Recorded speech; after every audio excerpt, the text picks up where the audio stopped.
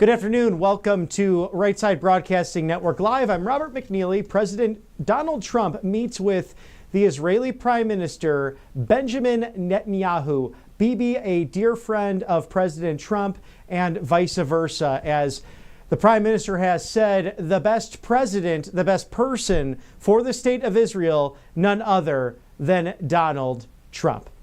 Such a pleasure to be with you here this afternoon at 1:30 on the East Coast. Of course, a good morning to all of y'all on the West Coast and those Golden State, the California folks celebrating their Los Angeles Dodgers, as President Trump is doing right now, showing them the Oval Office. If you caught our coverage this morning, covering America's pastime, baseball, what a team they had last year, 9-2. Think about that as they go into potentially repeating this year. If there's a team that can do it, it's definitely the Los Angeles Dodgers. But some great ones out there, including the Atlanta Braves and my hometown team, of course, the Chicago Cubs. 6-4, first place in the NL Central. But back to politics, and thank you to our sponsors here at Right Side Broadcasting Network Live, Tax Network USA, tnusa.com/RSBN. They will prepare you for everything come next week, that dreaded April 15th tax day. Settle your back taxes today, 800-357-1415. That's 800-357-1415. Protect yourself from the IRS.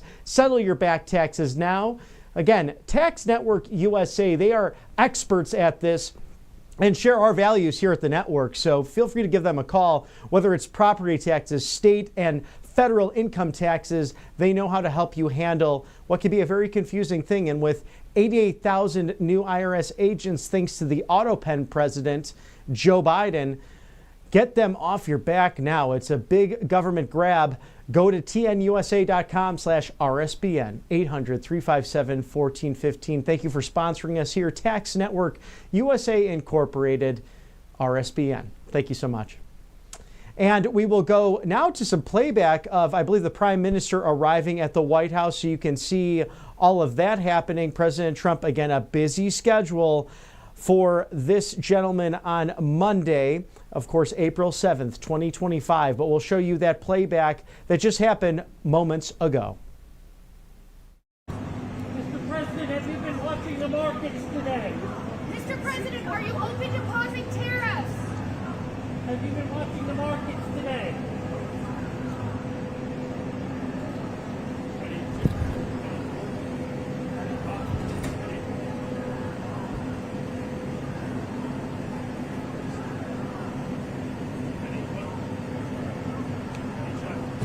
Mr. President, will you discuss tariffs on Israel?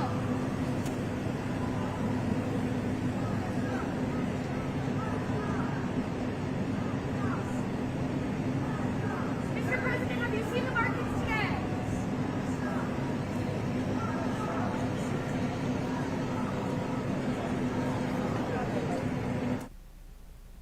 And of course, Prime Minister Benjamin Netanyahu arriving at the West Wing, the front door there into the Oval Office. So very ornate images as these two great world leaders and friends meet to discuss what's been such a terrible time for Israel ever since October 7th of 2023.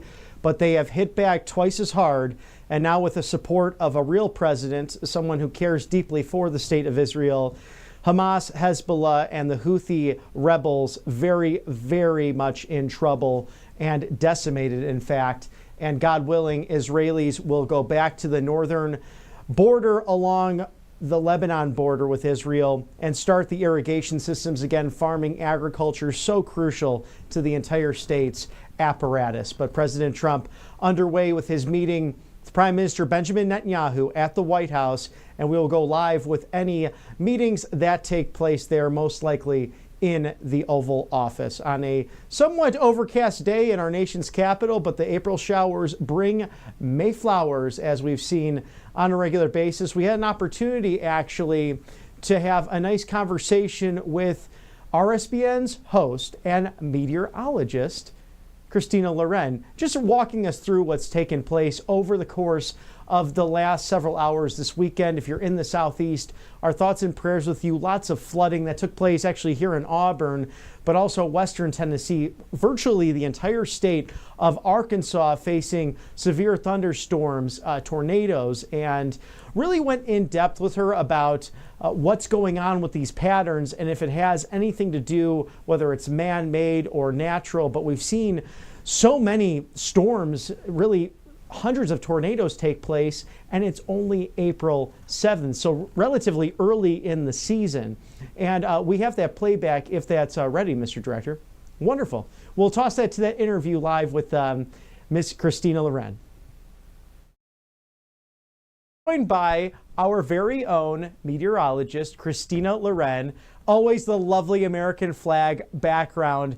Christina, walk us through some of these crazy storms happening over the weekend, and especially the southeast United States. It seems as if Arkansas, Tennessee, really getting pummeled by tornadoes. Is this something that's normal or, really extraordinary as we look into the spring season? I would absolutely say that it leans on the extraordinary side, because a storm of this magnitude over the course of 5 days' time, we saw 14 inches of rain come down in Memphis, which is a new record.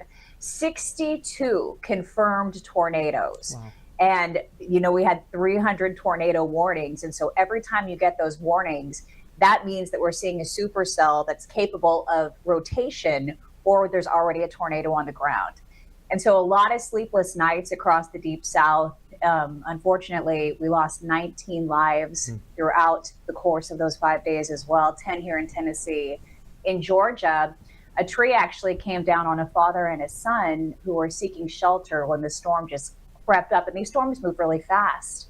And they were trying to seek shelter, and they lost their lives. We saw a boy, 9 years old, in the state of Kentucky, who was just on his way to the school bus stop, swept away by floodwaters. So nobody was expecting this much rain to come down, or as much rotation as we saw within these very strong storm cells. But that's what happened. And one thing that I am very happy about is the fact that people were able to get warnings on their phones a lot faster this time than I've ever seen in years past. And so I think that did help. In many cases, we're getting a lot better with our technology, our warning systems. But yeah, unprecedented. The good news is we get a little bit of a break here in the Mid-South, at least until it looks like mid-April. I'm looking at all the long-term maps. So we look good here, at least until mid-April. For today, however, we're going to continue to watch the threat of tornadic rotation across the panhandle of Florida and over the Gulf of America, impacting shipping interests. By tomorrow, a much calmer situation and conditions really starting to settle down. It's going to be very cold, though, in the wake of this system. Cold conditions have settled in. Freeze warnings prompted for parts of the Midwest, extending all the way from states like Missouri into Illinois, Indiana, Ohio, and Kentucky overnight. And then we'll see a return to more traditional spring-like weather getting into the next few days.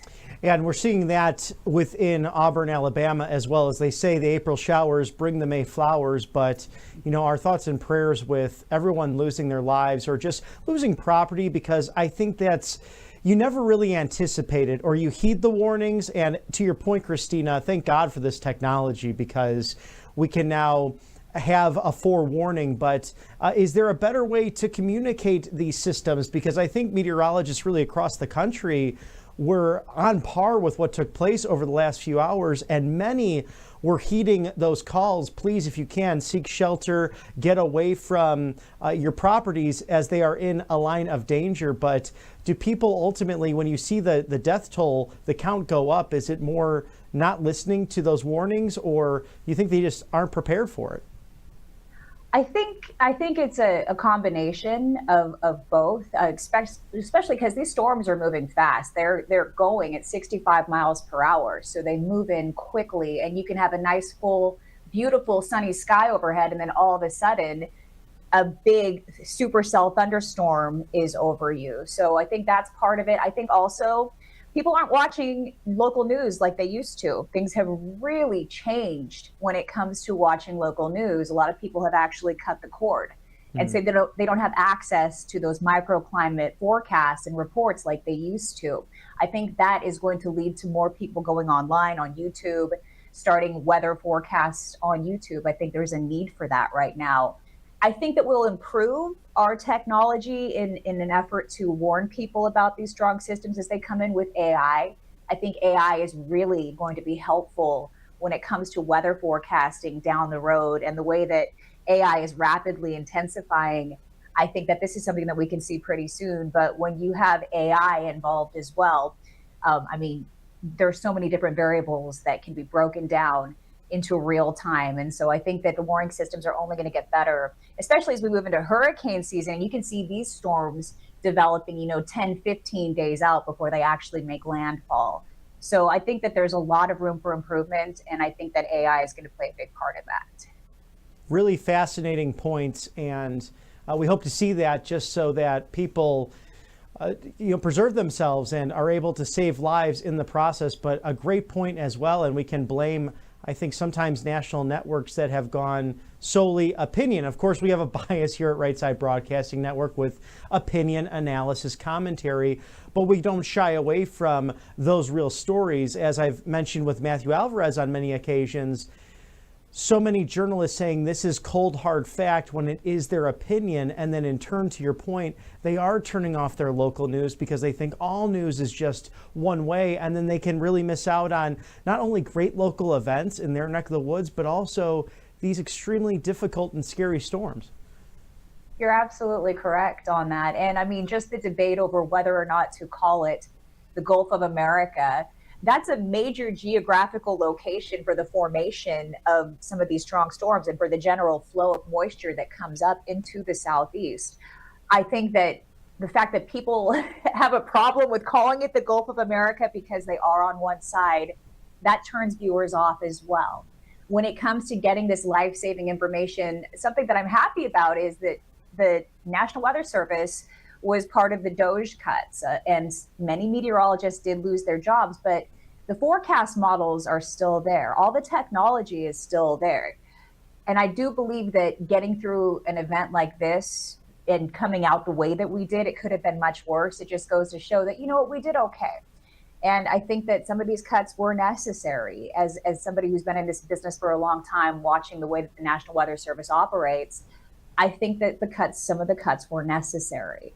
The private sector, there's a lot of room for improvement when it comes to meteorology. And so the private sector, as we hope, will step up and fill some of these gaps that the National Weather Service shouldn't even be responsible for.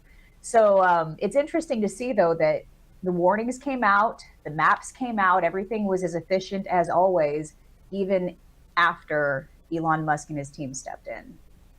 And good to see that those accurate reports coming through. And to your knowledge with all of this, Christina, what do you think is causing this ultimately?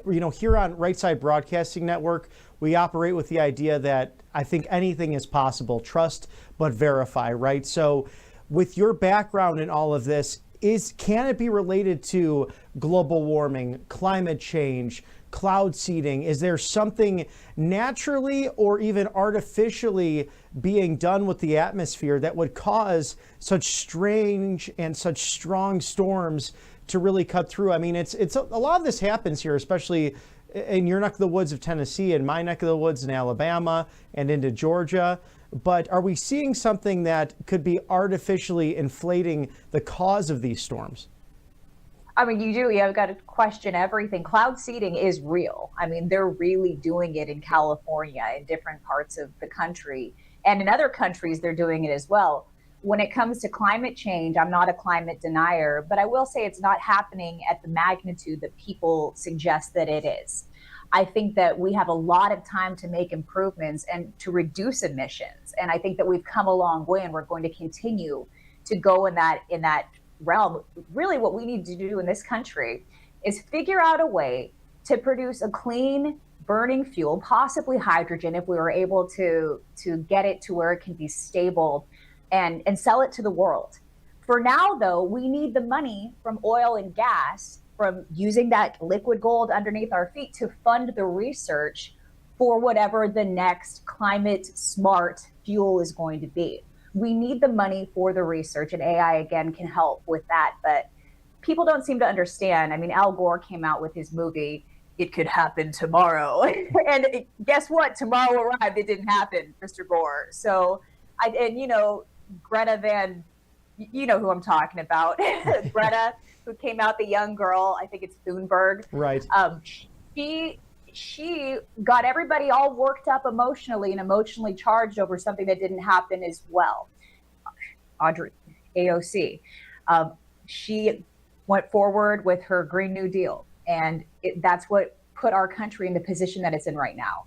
So I think that what we need to do is fund research to figure out a way for a clean burning fossil fuel. I mean, to get away from fossil fuels, we need a clean burning fuel like hydrogen. Electric is not the way to go. We know that by now. Electric is a good way to offset what's happening, but it's not the way to go. I think it's going to be hydrogen. I think we're going to have to figure it out. We're going to need to put that money, the capital investment, into place. And it's going to have to come from the money that we make from burning our own fossil fuels, from producing oil and selling oil to the world. And then we lay out and move out that next wave, whatever it's going to be. But that's what we're going to do here in America, and the world needs it. So again, I'm not a climate denier. I don't know what's happening. There's a lot of talk about HARP and a lot of these other, other weather machines. And I don't know about that being 100% accurate. But what I can tell you is climate change is real, but we can combat it, we can fix it, and we can capitalize on it in this country. And perhaps great leaders like Elon Musk will come up with those solutions for hydrogen, because it is a great idea. And we know that nuclear energy, very clean, and France runs on about 80% of it. So actually things we can learn from other nations. And a great point you made as well with Al Gore, because his estate in Tennessee uses a lot of energy to operate, and he has benefited from the free markets, but apparently doesn't want anyone else to do that. The former vice president. And then, of course, Greta, I wonder what she's up to now. It's so sad when different movements, whether they be really whatever ideology, and they showcase someone like that, so young, so impressionable.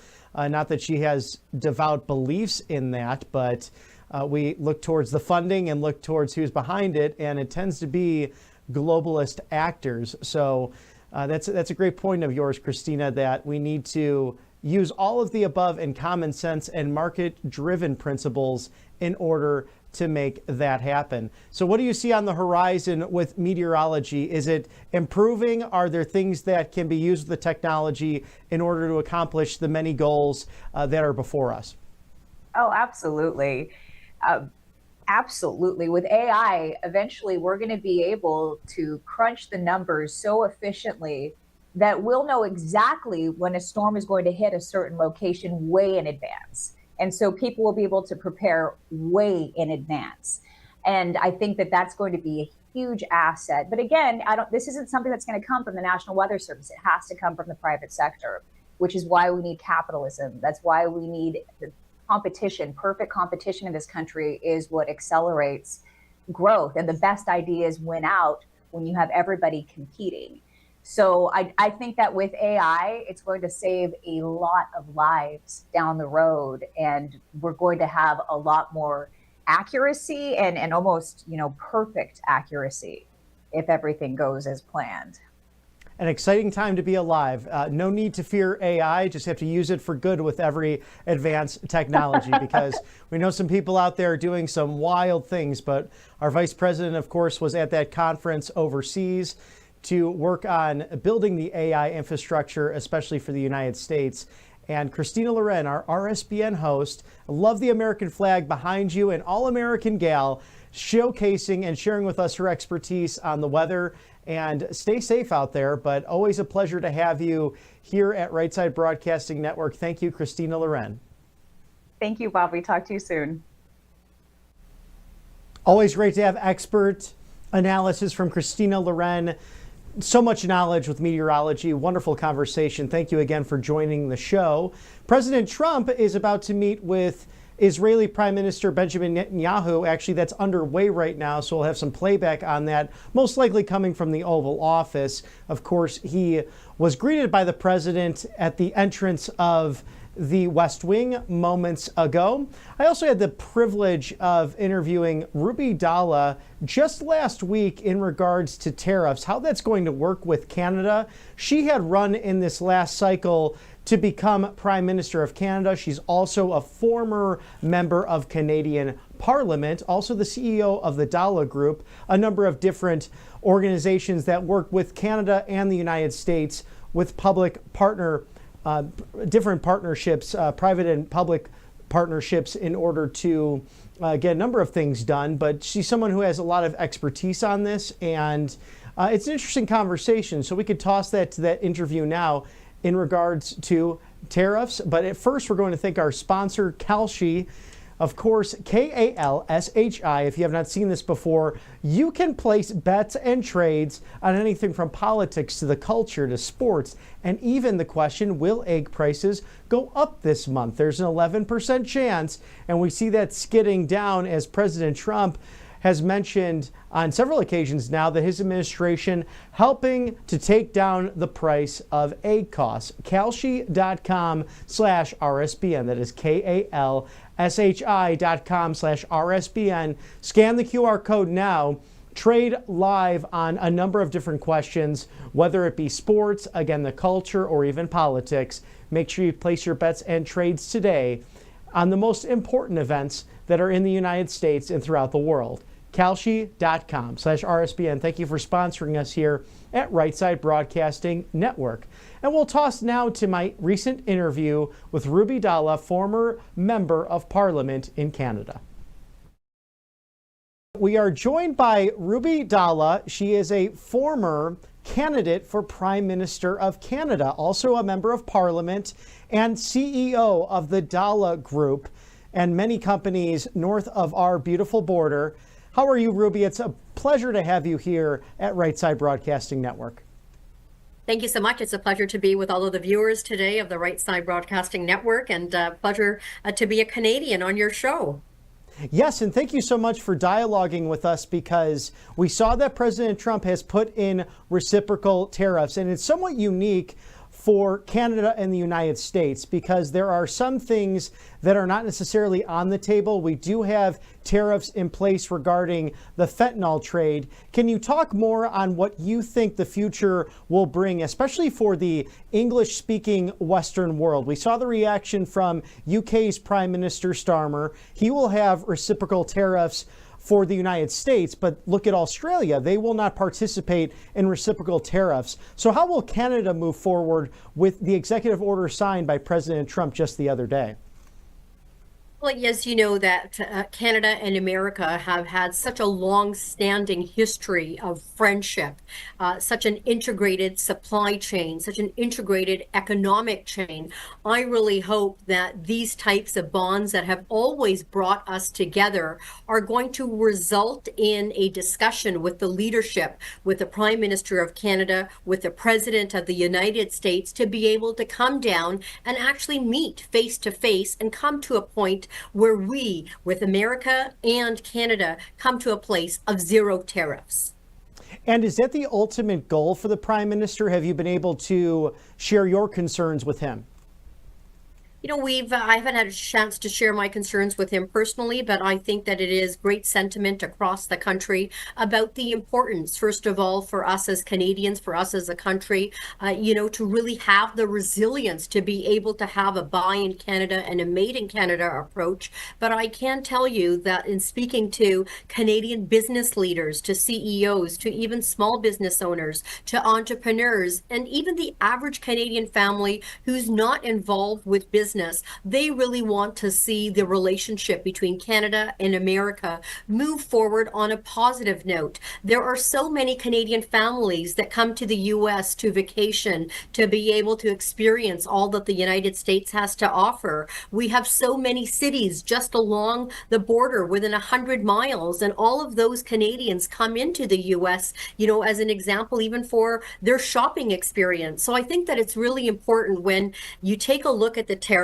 We need to put aside the politics and the policies and the personalities and start focusing, the impact that this is going to have on the ground into the homes of not only families here in Canada, but also in the United States.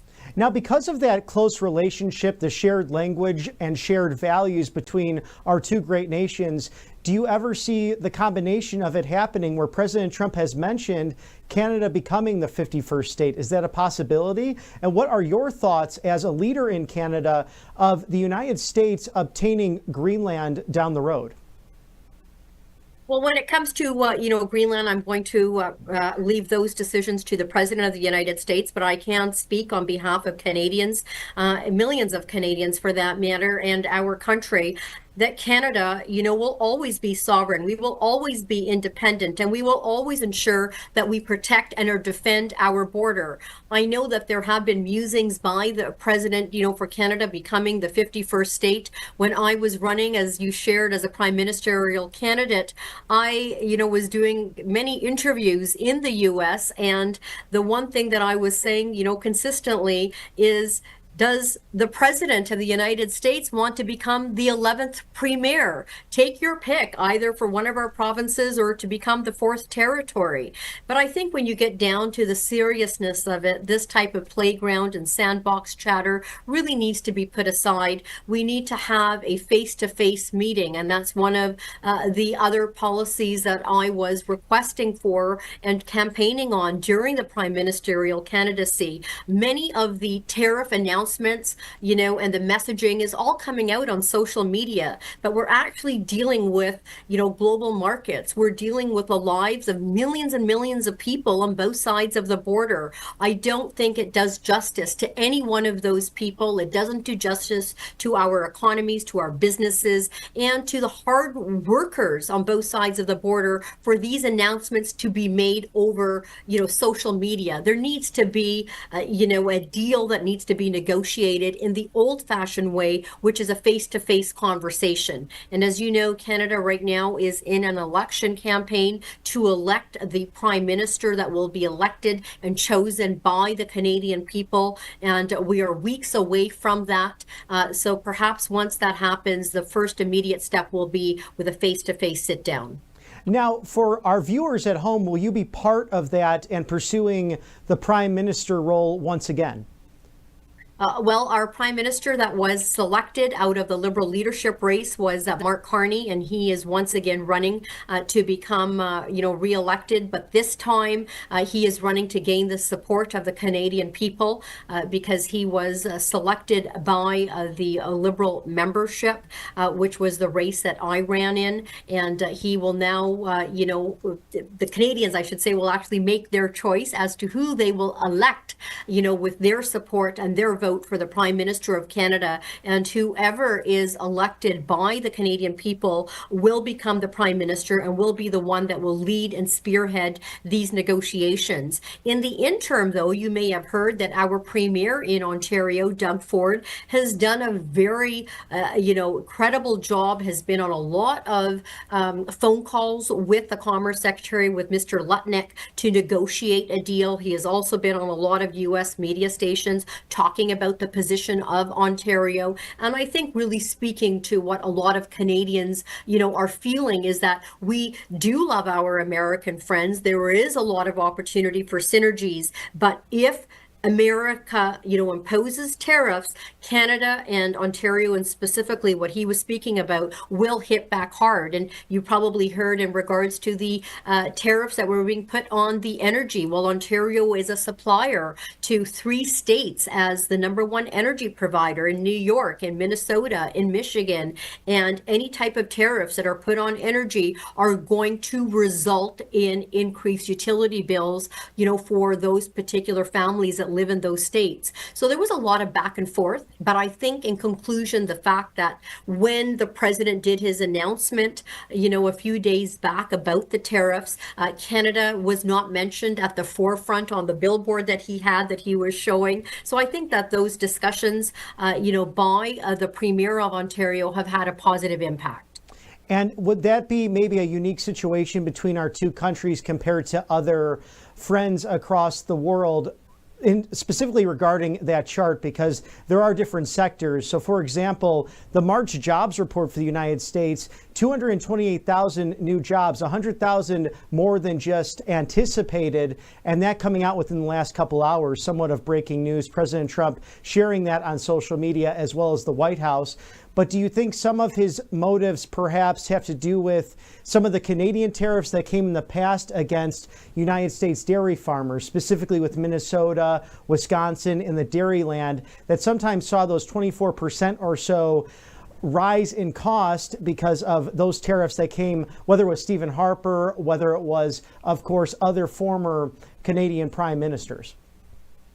We had the Canadian, we still have, the Canadian United States Mexican agreement, or known as CUMSA. And the last term when the president was there, he was, a big fan and very favorable towards CUMSA and said this was one of the best free trade deals that was negotiated. And I understand right now, taking a look at it, objectively, that the president has been given a mandate by the American people. The president has a particular vision and a mission in mind for America, for his people.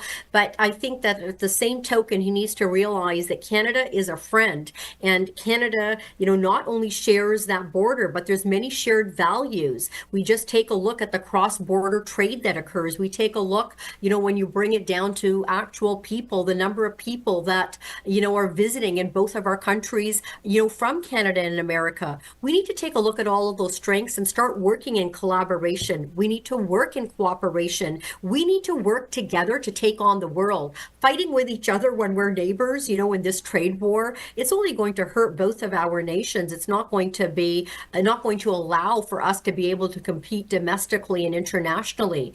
And, talking about your particular question about the tariffs that were put on, by Canada historically, any of the concerns that the president has, he spoke about the fentanyl crisis. Well, Canada went immediately and took action. There was $1.3 billion invested into tightening up, the border and providing them with extra resources and support. So I think, as I shared before with this face-to-face meeting, if the president comes forward with those concerns, there is no reason that Canada cannot sit down and come up with solutions so that we can work in cooperation and collaboration together.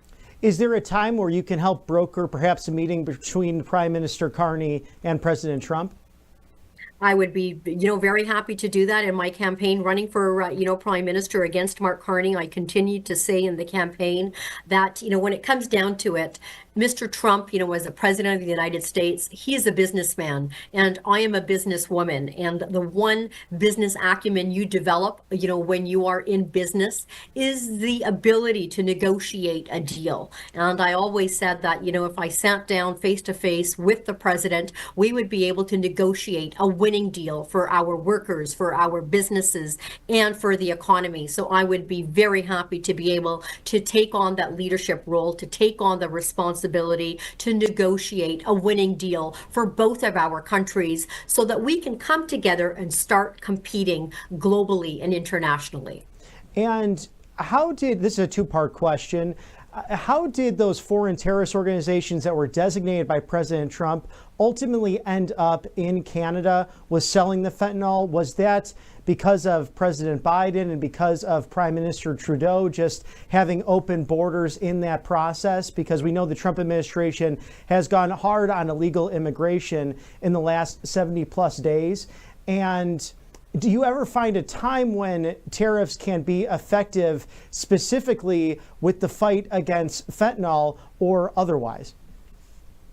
I think, when it comes to the issue of illegal immigrants, during my campaign, I actually also spoke about the fact that if I was elected, I would, deport people or immigrants that have come to Canada illegally, because there's so many legal routes that one can follow to come into our respective countries. And there's no reason or means to either come illegally, to be involved with those that are, committing human trafficking, or those that have come into Canada illegally, have gone through the entire course and then still continue to stay illegally. I had spoken about the deportation of those individuals, and there was a headline, I think a few few days later talking about the fact that, Ruby Dalla is known as a Lady Trump of Canada because she has the ability to take on, the president. So I think that there are a number of synergies that one can take a look at to ensure that we tighten up our border. But I think that when it comes to tariffs, we need to see what is going to allow both of our countries to work together and to compete internationally. Tariffs are definitely not the solution to helping mitigate some of these challenges that both of our countries are, realistically facing. Yes, a very interesting conversation to continue because there is that gray area, no doubt about that. Well, Ruby Dalla, the former prime ministerial candidate in Canada, also a former member of the Canadian Parliament. We'd love for you to come back on the show, and if you have an announcement perhaps in the future for a further pursuit at political office, we'd be honored to have you here at Right Side Broadcasting Network to make the announcement. Thank you so much. And as I've been saying all along, it will be a pleasure to have, the President of the United States actually visit Canada. Canadians are known for their hospitality, and even for yourself, to come out and visit and experience some of the great, tourist spots that Canada has, but Canadian hospitality. And we'll even get you some maple syrup made right here at home. So it'll be a pleasure to be back with you in the future as well. Oh, yes, a beautiful country. I once did a biking trip from Banff all the way to Jasper and back in beautiful Alberta, and I look forward to visiting your wonderful country soon again. Yeah, thank you. It'll be a pleasure to have you.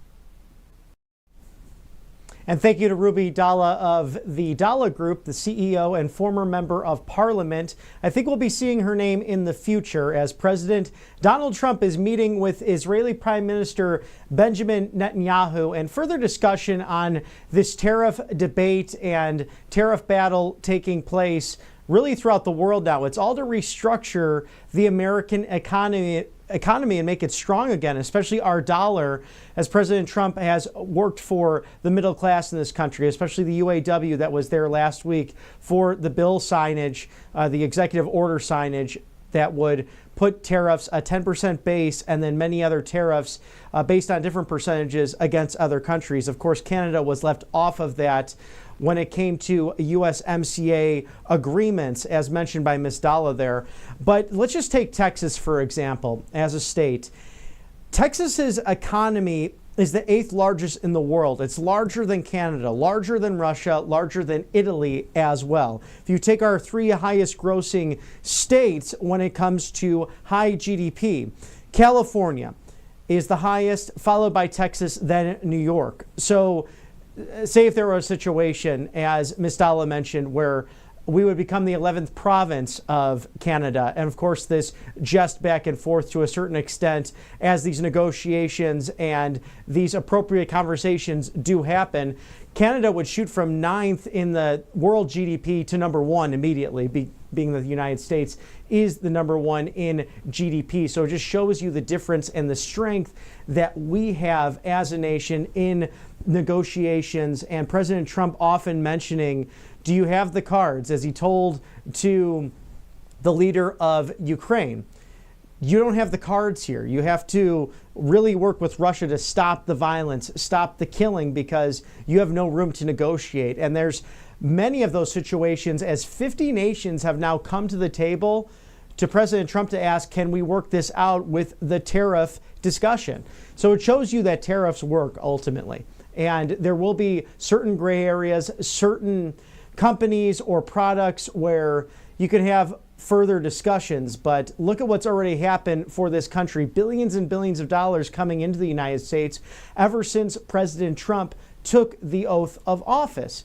And you look at Hyundai, you look at Toyota, you look at steel manufacturing and thousands of jobs being created throughout the Southeast, especially in Louisiana. That's why Governor Jeff Landry was there. That's why House Speaker Mike Johnson and Leader Scalise there, all Louisianans, to celebrate Hyundai's commitment to the United States. Thank you to Colonial Metals for your commitment to Right Side Broadcasting Network Live. And sponsoring us here, the great Paul Stone, the CEO of this beautiful organization, look, there's such importance in this because the Chinese Communist Party is playing war games. They're literally surrounding Taiwan with their military, especially their Navy. And thank God that President Trump put out the F-47s, that announcement coming a couple of weeks ago, to the next generation fighters. As you might have seen in Top Gun, a similar storyline to what's taking place here with the sixth generation fighters, the F-47, as President Trump said, a good number. But you know that with inflation and with a world that is on edge at times, the best way to shield your savings now is with gold and silver. So scan that QR code today or go to freegoldguy.com/RSBN. Scan the QR code now there on your screen and heed the warning from Warren Buffett and other people who have spent billions in stock markets, but also putting their commodities into gold and silver. So whether it's properties, assets, perhaps you have a nice 401k or IRA nest egg, rolling that into gold and silver is essential in this economy. freegoldguide.com/RSBN. Sign up today, and not only will you get the free no obligation gold guide talking about how gold has risen 7,000% since 1971, back when the Nixon administration went off of the gold standard. You'll be enrolled for an opportunity with a free safe. Think about that. And also $7,500 in free silver on the house. I definitely know I could use $7,500 worth of silver, as that is very popular and in demand in today's current markets. freegoldguide.com/RSBN. Colonial Metals Group. Heed the warnings. It's time to get gold and silver. Thank you to Paul Stone, the CEO of Colonial Metals Group, and his wonderful team for being the best in the business and for supporting and sponsoring us here at Right Side Broadcasting Network Live. And we are awaiting playback now of President Trump's meeting with Prime Minister Bibi Netanyahu of the great state of Israel. And they have been through so much in the past several months here, going back to October 7th of 2023, when they were provoked and attacked without warning, without notice, with very strange circumstances that took place. Innocent people simply going to a concert to watch their loved ones dragged away and to be taken hostage or killed in cold blood. And the opportunity to actually go to a meeting back last summer with my mayor in Sandy Springs, Georgia, who joined 13 other nonpartisan or bipartisan mayors throughout the United States who got unbridled access to what took place back in October 7th of 2023. Most media did not run what took place, especially in the north part of Israel, the north part of the country, the bullet holes, the scorched earth. What Hamas did was just absolutely horrible. But thanks be to God that Hezbollah did not join them in that fight, at least initially. Of course, we had Hezbollah and Houthi rebels join in on that later on in the conflict. All three have really been decimated, and President Trump and Bibi Netanyahu bringing the fight to Lebanon, bringing the fight to Sudan, bringing the fight to Syria to stop these terrorist killers, because they are radical Islamists and they are terrorists. You have to define it by what it is. It's a radical ideology, and it's going to die under this president. Remember back in the first term, when Barack Hussein Obama allowed the caliphate to run wild with ISIS, President Trump had them destroyed 3 months into his presidency. Sadly, the autopen president allowed the caliphate to once again grasp many areas of the Middle East, among Africa and other places in the world where they are radicalized. It's a worldwide problem. But President Trump addressing this once again with his great generals, with his outstanding Secretary of Defense, Pete Hegseth, and they took care of it. And now we want peace, prosperity throughout the Middle East, and Abraham Accords 2.0, if you will.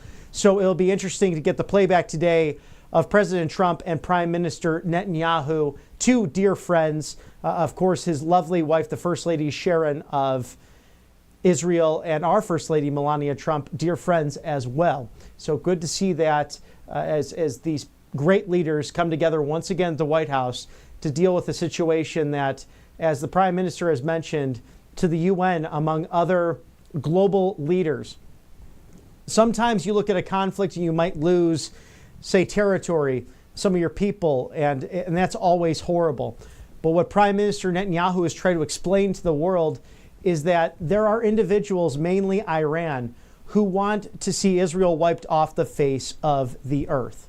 We cannot allow that to happen as a Western civilization, as God-fearing people. And God willing, soon, all of the hostages will finally be home. So many of them coming home since President Trump took office, but it's been a disaster to watch what took place from October 7th of 2023. Thank God until now, President Trump granting some relief, granting support to the state of Israel. And President Trump, really working hard to sanction the Iranian government, in addition to put them into their place so they don't advance in their ongoing war against the Jews. These are anti-Semites. And that's why it was so important for Secretary of State Marco Rubio to revoke the visas of people who were welcomed here graciously by our government in order to study here, whether it be UC Berkeley or Columbia University. And then they incited violence against Jewish students based on their cultural, ethnic, religious backgrounds. No one should have to fear walking a college campus here in the United States.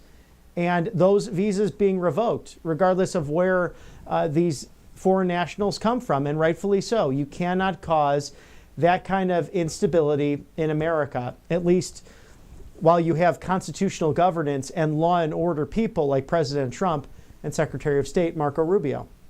Thank you to our sponsors here at Right Side Broadcasting Network Live, mypillow.com/RSBN. The spring sheet sale happening right now with Mike Lindell. Those Giza Dream Sheets and the Percales, they're coming from the Mediterranean Sea, but manufactured here, some of the best cotton in the world, in Minnesota, in the home manufacturing plant and site for Mike Lindell and his team. A great team, mind you. Save 50% now with the Queen Sheets going for $29.98. Support Mr. Mike Lindell and RSBN by shopping now at mypillow.com/RSBN. 2,000 items for up to 50% off of everything. Spring sheet sale. Get yours while they last. And we should have Mr. Mike Lindell on soon and ask him that very question. The rumors that are out there, he might be running for governor of Minnesota against Tim Walz. So we will keep you posted on all that, and maybe he'll announce right here at Right Side Broadcasting Network. So, sir, thank you so much for sponsoring us here at the network, and thank you for MyPillow.com. The best way to have a great day is to start with a good night's rest, and this gentleman knows how to do just that. Call 800-836-7566. That's 800-836-7566. The spring sheet sale. mypillow.com/RSBN. Thank you for sponsoring us here at Right Side Broadcasting Network. And today, President Trump having a full schedule as always, but meeting with those Los Angeles Dodgers, the world champions, early this morning. Also having some great time together, camaraderie with the staff in the Oval Office. I've been texting some people from the White House, seeing if we get any pictures from the inside regarding championship rings, the statue itself, the trophy. I hope the players had a wonderful time. Always great to see sports and politics collide in our American culture. President Trump, a huge fan of baseball, and played so himself, I believe. I think he was a captain in the military academy when he was in high school.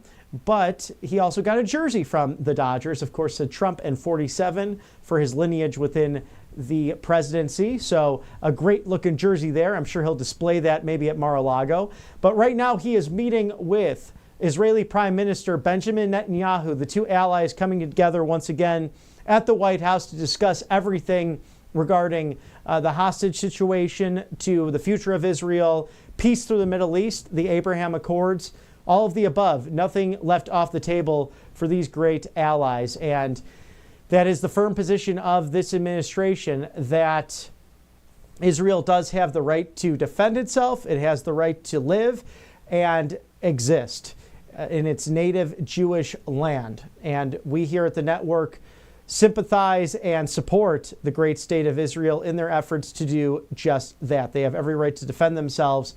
And as Bibi Netanyahu has said in the past, President Trump, the greatest supporter in the Western world of the state of Israel. Think about the recognition of the Golan Heights or moving the U.S. Embassy to Jerusalem. The living predecessors of President Trump made those promises, but then they broke those promises, seeking this two-state solution that ultimately did not work. President Trump sticking to his promises made, of course, promises kept initially, but following through with all of those. And you have the Abraham Accords. Really, I would say that they were very similar to the Israeli-Egyptian Camp David Accords under Jimmy Carter, but even stronger, even better, because you had the UAE, Bahrain, these traditional enemies of Israel come together and say the future is better for us to dialogue and discuss maybe some differences we have, but to stop killing one another, to come to the table and trade with one another, to recognize that Iran is truly the enemy in the region and has backwards thinking when it comes to these neighbors who should be prosperous and friendly neighbors, because we know in Israel, Jewish residents, Arab residents, Christian residents all have the opportunity to worship in peace at their holy sites. It's amazing that right there in the Holy Land, so many of us share in that common heritage, believing it is holy ground, believing it is where Western civilization truly began in so many ways, where Jesus actually walked his footsteps with the apostles in the holiest of holy lands. And we hope you have the opportunity to visit there, and we hope that it does become more peaceful over time. I have had the opportunity to go many times, sadly, just have not been able to put it on the schedule. I hope to see those places where my Lord and Savior did walk. And I had friends there roughly 3 weeks before the attacks happened, and it just sent chills up my spine, up their spines as well, thinking that anything could happen in the holiest of lands. And we pray that this generational violence ultimately comes to an end.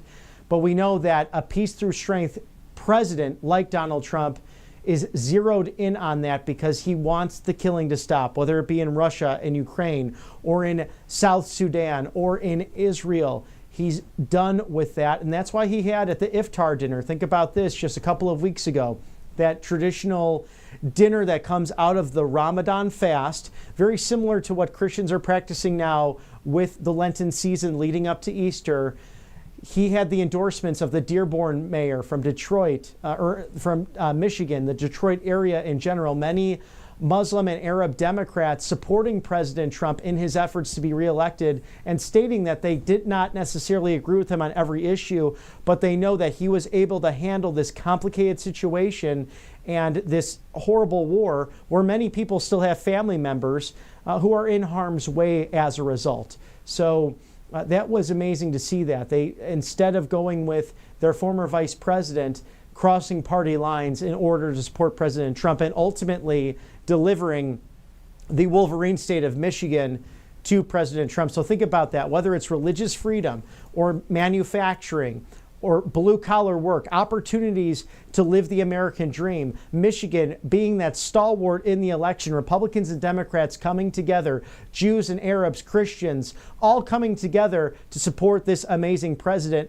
against someone who now wants to be governor of California. She might be making her decision soon, but refused to put on Governor Shapiro of Pennsylvania onto her ticket, choosing a more extreme individual from Minnesota because she was worried that the Jewish presence on her ticket might offend Muslim and Arab voters in America. Think about how extreme and how anti-Semitic that is. It's an amazing day that the Democrat Party, so extreme in their messaging, so confused on where they stand as a party. We'll see what happens, because you need a strong two-party system in this country.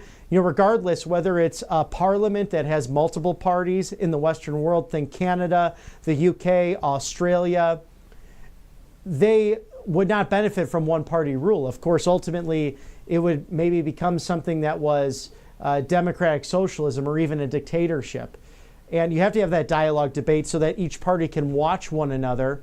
And then, of course, a free and fair media in turn to tell you the truth. And here at Right Side Broadcasting Network, we strive to find just that, the truth, being on the right side of history, being your voice for the voiceless.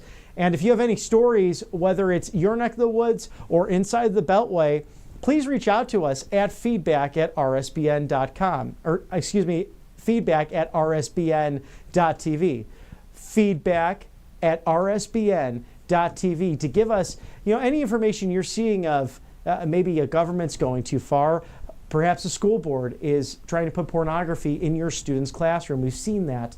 What about the men and women sports issue? We want to be your voice. So feel free to reach out to us. As President Trump meeting with Israeli Prime Minister Benjamin Netanyahu, we will toss now to that entrance that happened roughly an hour ago of the Prime Minister arriving at the West Wing at the White House. We'll toss that there now with President Trump welcoming him, his dear friend, Bibi Netanyahu. Mr. President, have you been watching the markets today? Mr. President, are you open to pausing tariffs? Have you been watching the markets today?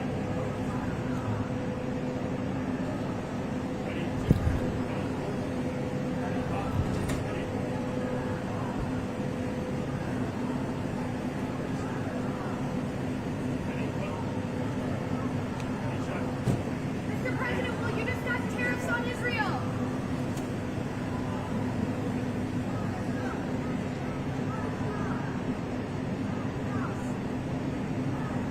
Mr. President, have you seen the markets today?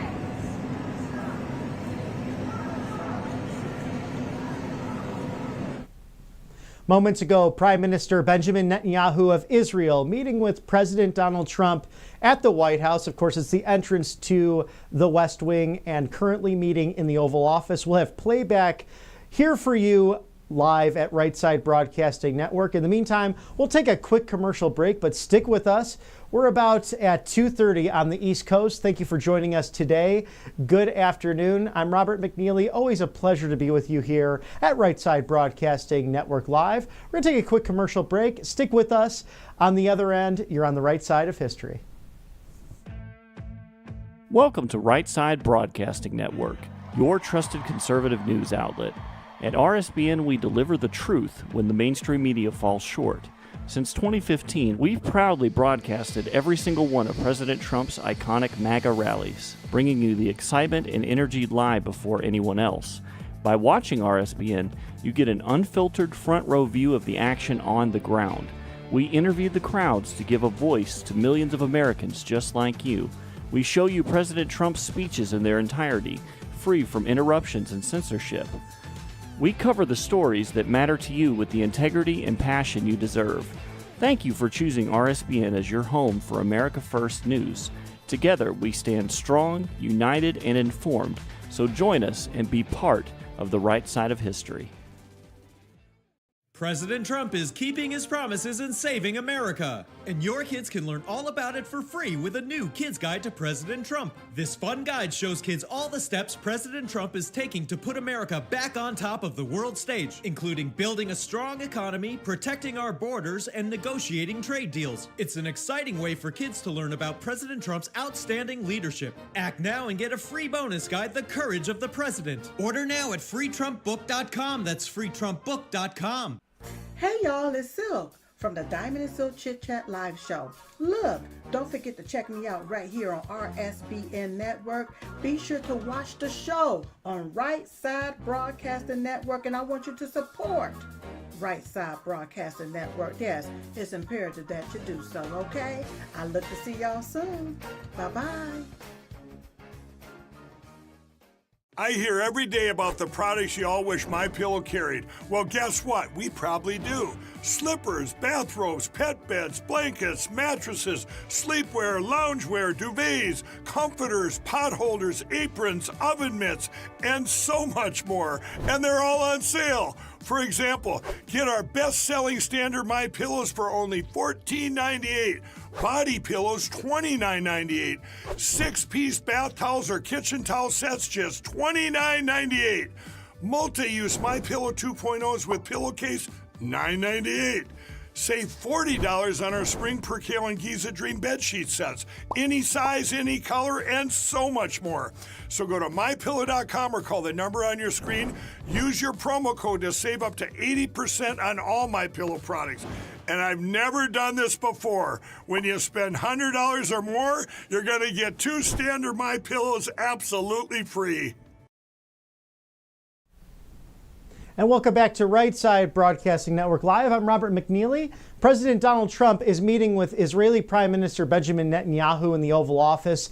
They're live at 2:30, and we will have some playback of that great video with everything they're discussing, from the Abraham Accords to what's taking place in the Middle East, and perhaps future plans of bilateral trade agreements, and also just everything happening with Iran. We know many sanctions going up against that rogue nation. I'm sure all of it will be on the table, especially the topic of tariffs, as 50 different nations have now come to President Trump since signing that executive order last week to say, we'd like to discuss with you, Mr. President, because we're worried about things. So clearly the tariffs work, and it will re-strengthen and regain the American economy, making the dollar safe and strong once again. This is somewhat time sensitive. A dear friend from Georgia sent me this information. Susie Voiles, a great activist in the Tea Party movement and also all things Georgia politics. But President Trump has not taken a firm stance on this congressional movement for the proxy voting taking place, and some Republicans have joined Democrats in that. I'm actually very curious, what say you, whether it's on Rumble, YouTube. Are you for the proxy voting? Are you not for the proxy voting? Because we know that then Speaker Pelosi, instituted this during COVID. Of course, House Speaker Mike Johnson bringing that back, saying that it's constitutional. You have to be present in order to vote. But for different reasons, whether it be family leave or things of that nature, some Republicans joining this Democrat effort to do proxy voting. If you'd like to call the Capitol switchboard, give your 2 cents, you can reach out to congressmen and representatives. 202-224-3121. That's 202-224-3121. Once again, 202-224-3121. We have people that are just saying that this could be very unconstitutional, perhaps with having this proxy voting taking place. But some of the Republicans that signed on to this: Anna Polina Luna of Florida, Richard McCormick of Georgia, Mr. Van Drew of New Jersey, Mr. Lawler of New York, of course, David Joyce from Ohio, Mr. Rulli of Ohio, Mr. Muser of Pennsylvania, Mr. Crenshaw of Texas, Mr. Ogles of Tennessee, Mr. Burchett of Tennessee, and Mr. Hunt of Texas, among others. So some are urging a no vote. This is House Resolution 164 that will force a vote on House Resolution 23 on the proxy voting. The voting could come as early as right now. So if you have any thoughts to say on this, please feel free to share. Feedback at rsbn.tv, feedback at rsbn.tv, or call that Capitol switchboard to your representatives, 202-224-3121. It's an interesting topic, and President Trump stating on Air Force One that he's not necessarily one way or the other on this, that the House can decide its rules for itself. Me personally, I think it's just better to be in person, because the Nancy Pelosi era, of course, saw so much of this, individuals not having to go to work if you're part of the federal government. Now, the Congress, the House and the Senate do provide, I think, ample time for people to get back, whether it's for their children, family matters, different things, but good to be on the floor, to be in person, as we see DOJ discovering so many people never having returned to work after what took place during COVID. So something that's obviously a very interesting and bipartisan discussion. We're roughly 12 weeks into this new administration, and President Trump just batting 1,000, as is the great White House press secretary, Caroline Leavitt, and this outstanding cabinet that has come together to save our dear country.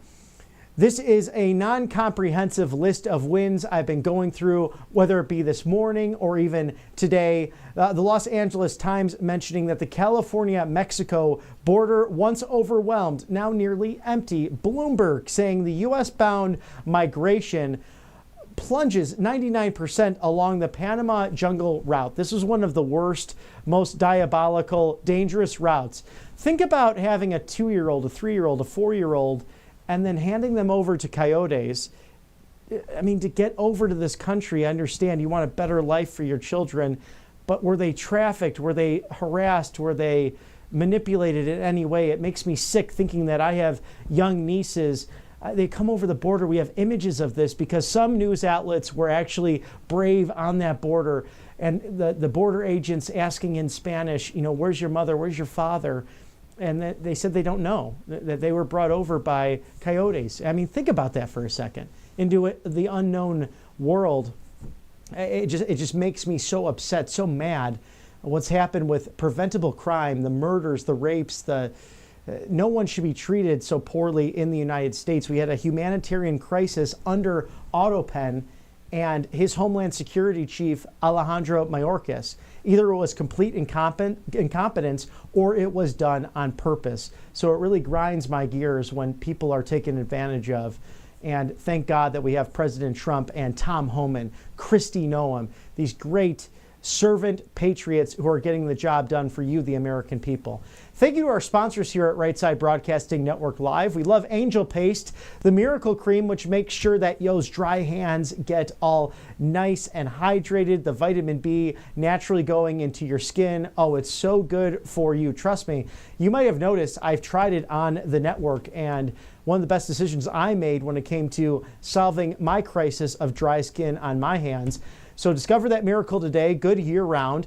They have many different options as well. If you go to angelpaste.com, the orange immunity option filled with vitamin C, or the natural mosquito repellent. Again, non-GMO, no chemicals, good for your mind, body, and soul. They are a Christian-based company, and they hire veterans as well out of Spring, Texas, off of the Gulf of America. So check that out today, the miracle that is known as Angel Paste, angelpaste.com. Thank you for sponsoring us here on Right Side Broadcasting Network Live. And the Trump administration continues to be at work. As we get a live shot, it's a rainy day here in Auburn, but nonetheless beautiful right there on Toomer's Corner. We've been a little bit down in the dumps. Our team lost on Saturday. If you saw the amazing coverage from Matthew Alvarez live in San Antonio, Texas, it was sad, but it was a great game. Florida, well-deserved. Congratulations to the Gators as they take on the University of Houston tonight in the men's championship for the Final Four. We're not just a political network. We're Right Side Broadcasting Sports, so be sure to tune in for more unbridled coverage of what shapes your world, and that is by the help of being on the right side of history, Right Side Broadcasting Network Live. We love our Auburn Tigers, War Eagle. We will continue to fight for you. Looking forward to football season. And congratulations as well to the Yukon Husky ladies who won again the Final Four for the women's division. There's a live shot now of the White House. President Trump meeting with Prime Minister Benjamin Netanyahu of Israel. Those April showers, they bring May flowers, and we see that beautiful green on the north lawn of the White House, my favorite building in all of our nation's capital. I always get goosebumps when I go there and I see that beautiful building, and it's not too far from Old Abbott's Grill, where I like to enjoy some oysters, perhaps a lovely burger. Their salmon's fantastic. They have great soups too, and maybe stop in for a cocktail and toast our nation's federal city. There's nothing quite like it. Being in Washington, D.C., always a wonderful place to visit. I hope you and your family can do so this summer. Perhaps show the kids around, the young patriots in this great land, just how special that federal city is, truly made in the likeness and image of our founding fathers, aptly named after the founder of the feast, the father of this great nation, General George Washington, and his heir apparent, President Donald Trump, at work today in the West Wing, as he always is, whether it's the fun stuff of having the world champion Los Angeles Dodgers spending time with staff, or if it's meeting with a dear friend like Benjamin Netanyahu, or sometimes a rival who could be in the Oval Office. President Trump welcoming now 10 world leaders, Bibi on 2 occasions now, to talk about all of these crucial issues, not only affecting America, but the world. And Prime Minister Benjamin Netanyahu mentioning that President Trump truly has been the greatest friend in the Western world to the people of Israel, the Jewish nation that deserves to live, that deserves to prosper, and that shares so much with us. Christians, Arabs, and Jews as well get to worship in their holy land peacefully and patriotically, as it should be. That's not the case throughout the whole of the Middle East, but perhaps that influence can change the hearts and minds of many in the region. President Trump has done that with the Abraham Accords, with moving the United States Embassy to Jerusalem, recognizing the Golan Heights for the state of Israel, as it should be. Bill Clinton, George W. Bush, Barack Hussein Obama, and Otto Penn Joe all violated those promises. They made promises, but they broke promises. President Trump has made many promises, and he's kept those promises, fighting for you, the American people, and for our friends abroad, for a stronger, safer world. But we know he's not going to back down, and it's good. It's good to use this tool with the tariffs in order to get the job done, because we weren't manufacturing. We didn't have steel production. We were really falling apart by importing so many really bad goods, cheap goods. The fact that the Chinese Communist Party runs our pharmaceuticals is bad for the national security of this nation. This will all be changing at a number of different levels, whether it's with the economy or a secure border, or even the Department of Health and Human Services, where Secretary Kennedy is getting hard at work with that, meeting with Governor Patrick Morrisey recently to highlight how they can change West Virginia for the better, to get off the fentanyl and heroin crisis, and to walk at least 1 mile a day, go on a carnivore diet. And the Governor Morrisey mentioning to Secretary Kennedy that not only is he his new personal trainer, but that the secretary will have him on this carnivore diet, working out, and his goal to lose 30 pounds. So we'll be checking in with the governor in this journey, because what a great way to be leading by example in his beautiful state of West Virginia. Just some of the other amazing accomplishments in 70 plus days of this new administration. President Trump secured the release of 2 U.S. citizens detained in Mexico recently. Also, with the return of many hostages. We've seen this on a regular basis.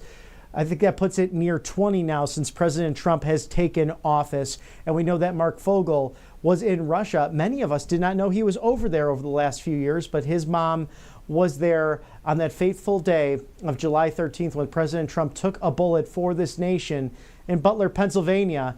And Steve Witkoff, among others, traveling to Russia to get Mark Fogel back. And they were at hand, marking his 95-year-young mom at the address to that joint session of Congress a month ago.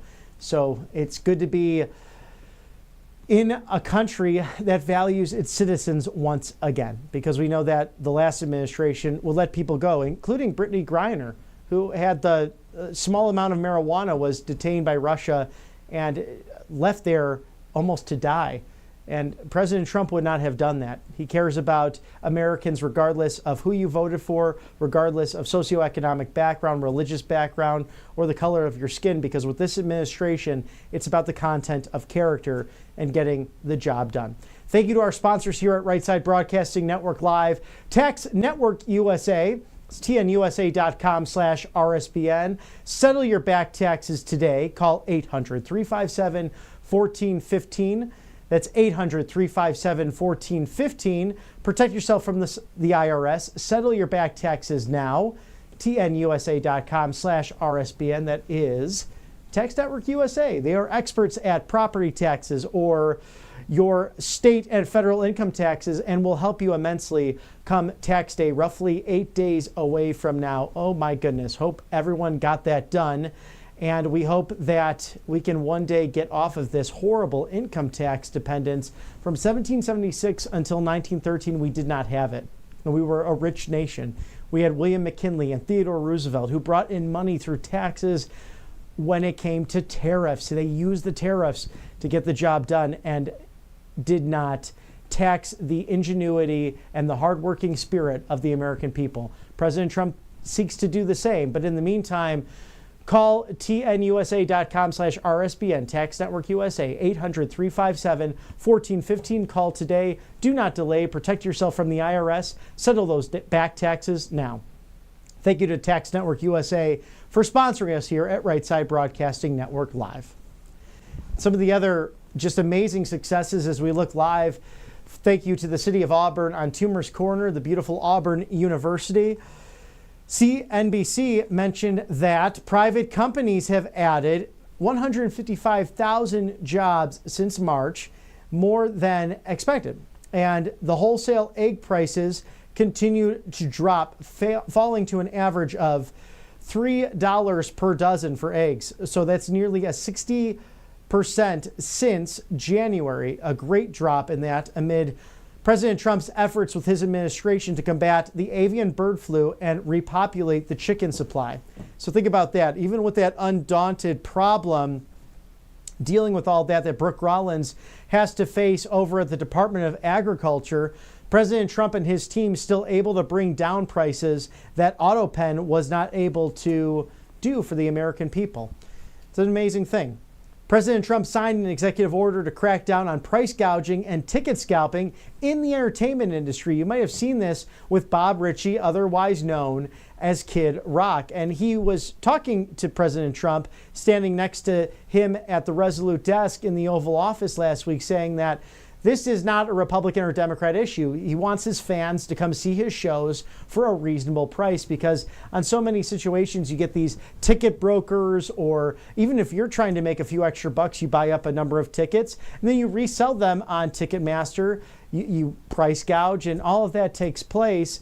But it's these third-party bots and the AI that have gotten involved in ticket sales or resales, and it ends up being unfair to you, the hardworking taxpayers of this country.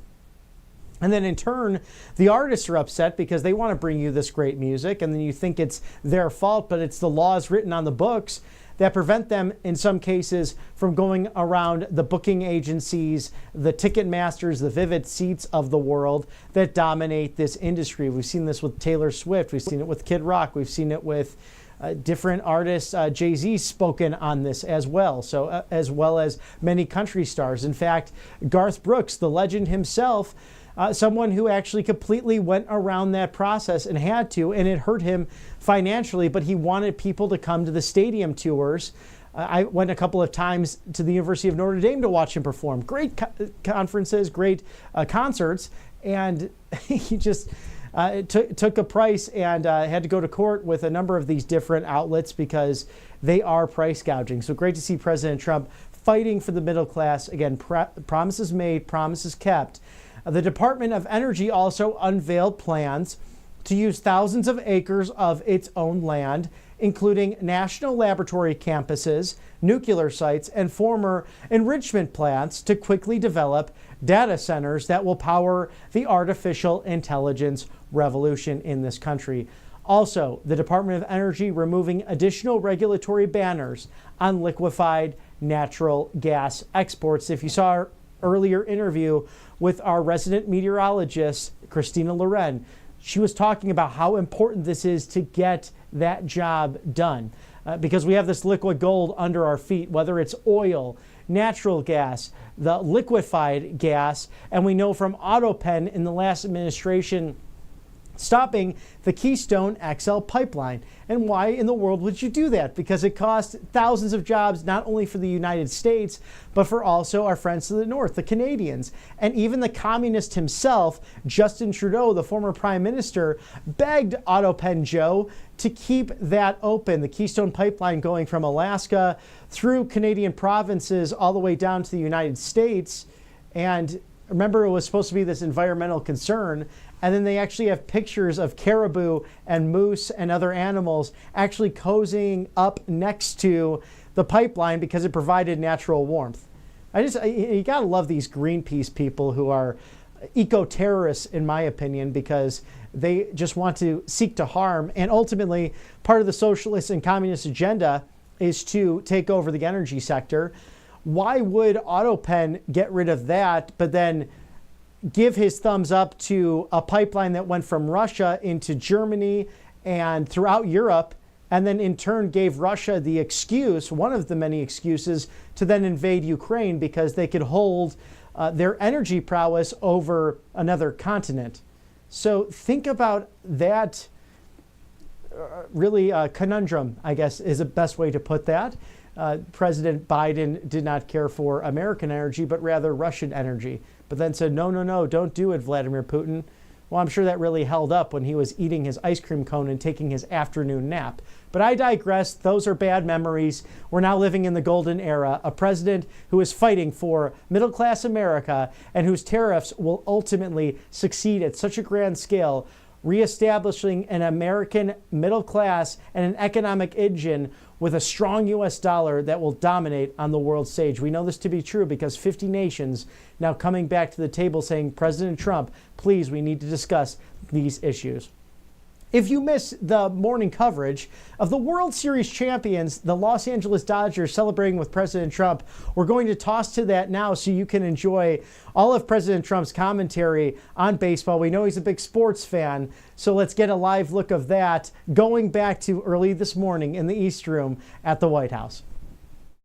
That is a very good-looking group of people.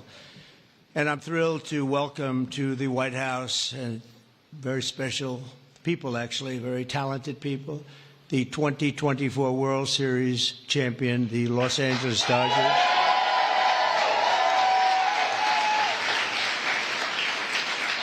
And I want to congratulate you on a legendary season, and I watched it very closely. Some of those teams were home teams, and you did a big number. You're really amazing how it all came out and how it all ended. With us today is Dodgers owner and chairman Mark Walter. Thank you very much, Mark. Congratulations. President Stan Kasten, one of the greatest managers of the really ever to wear the Dodger blue. Dave Roberts, what a time he's had.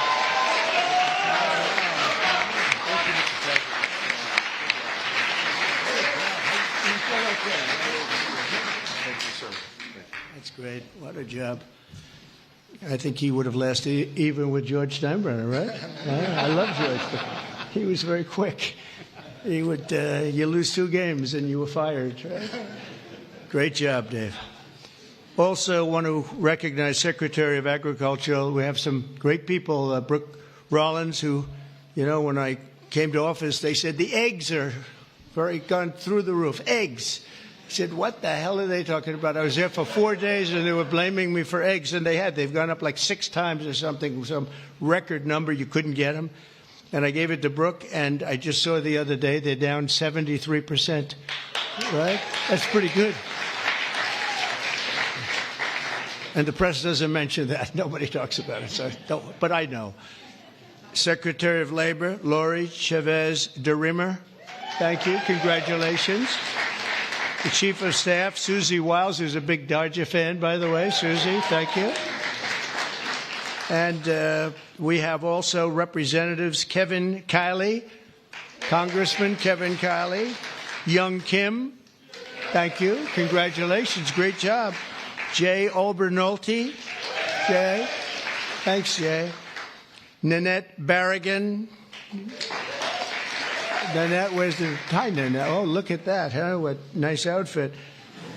One of my favorite people, Gus Bilirakis, Congressman.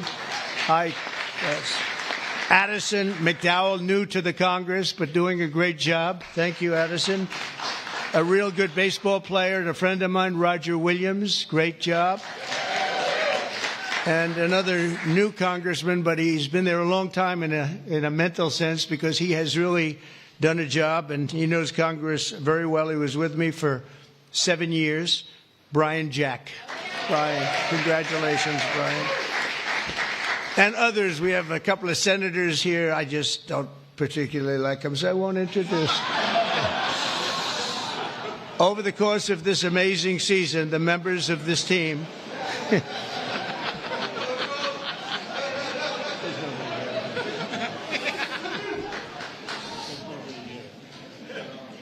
I didn't think it was that big a deal, actually. Washington. Over the course of this amazing season, the members of this team gave us some of the most incredible performances ever seen in the baseball diamond. In all of baseball history, only 6 players have ever hit 40 home runs and stolen 40 bases in a single season. And an elite group known as the 40-40 Club. It's a 40-40 club, and very few people make it. But unanimous National League MVP, Shohei Ohtani.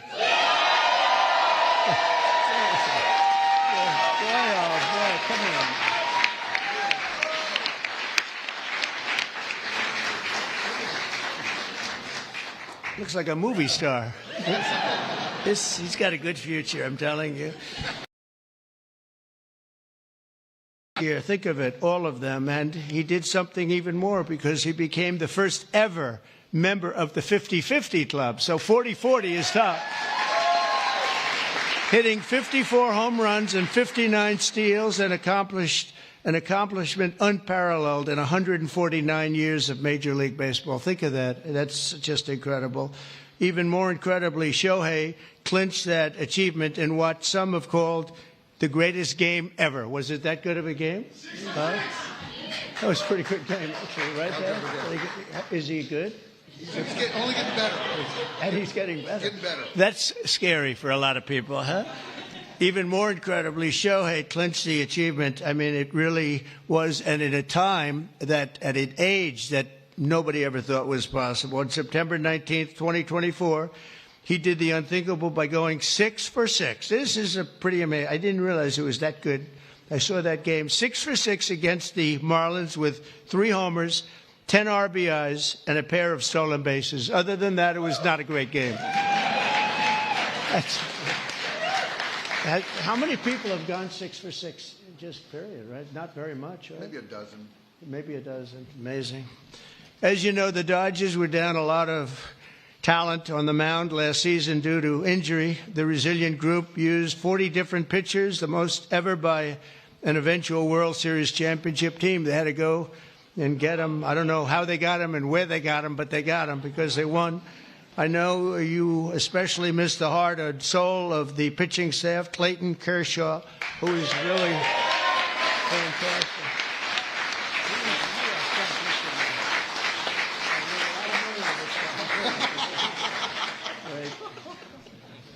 These are the best-looking people I've ever seen. It's incredible. But Clayton has been unbelievable, and if you look at his records and you look at the stamina, the endurance that he's had, and we're really happy to have him. I'm glad to meet him. I've watched him for a long time. He's a young guy yet, but you are a young guy, but I've watched you for a long time. So congratulations. Amazing. All year, the Dodgers faced down adversity. You entered the playoffs battered and bruised, but not broken. When you ran out the healthy arms, you ran out of really healthy. They had great arms, but they ran out. It's called sports. It's called baseball in particular, and pitchers, I guess you could say, in really particular. But the starting rotation during the National League Division Series, this scrappy Dodgers bullpen shut out the Padres, saved the season, and forced Game 5. Then key players battled back from midseason injuries to help deliver the National League pennant, including superstars Mookie Betts. Oh, is he good?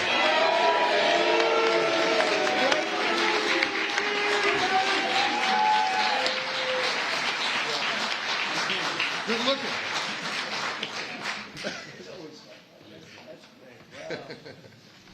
Mookie, that guy can play, can't he? I mean, unbelievable. You really, Mookie is, I've been watching it. I don't want to say I watched him when he was on Boston, but I did. I didn't think that was a particularly good trade when they made it, and I happened to be right. And Max Muncy, I want to congratulate Max. Max. Come here, Max. His arms are very strong when I touch them.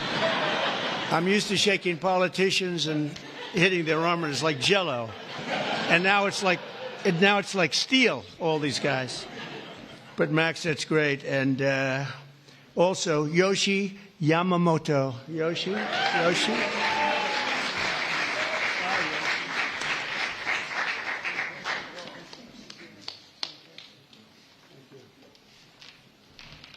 great athletes.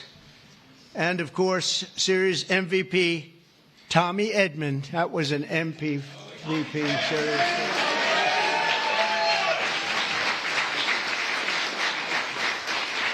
Good feeling, right? With all these guys really got it, right? Yeah, that's pretty good. That's a lot of talent you had to beat out there for the MVP, but they all had an incredible. Tommy was 407 with 11 RBIs in 6 games. That's not bad, right? That's not bad. Great job. When it counted, too. Next came the blockbuster World Series against another iconic team known as the New York Yankees. I love the Yankees. George was a great friend of mine. He had very few friends, but he was.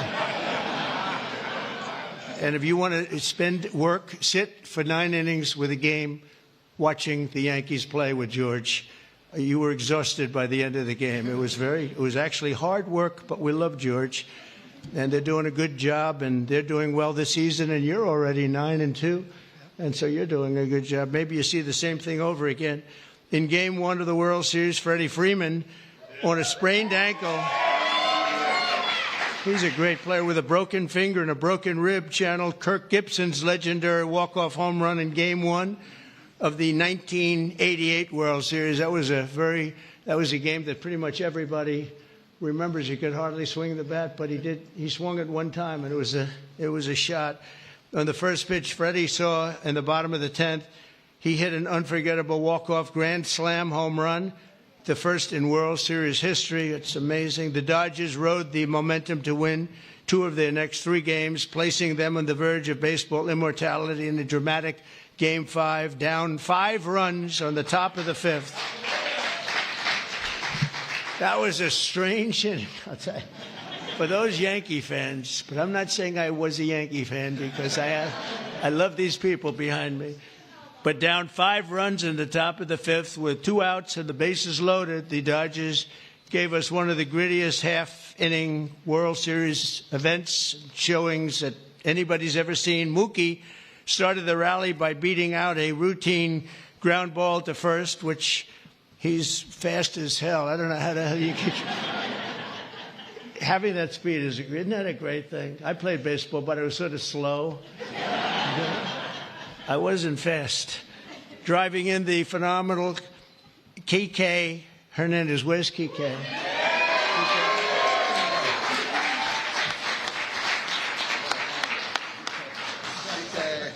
It's a hell of a group. Then Freddie drove in 2 more runs, and Teoscar Hernandez drove in another couple of runs.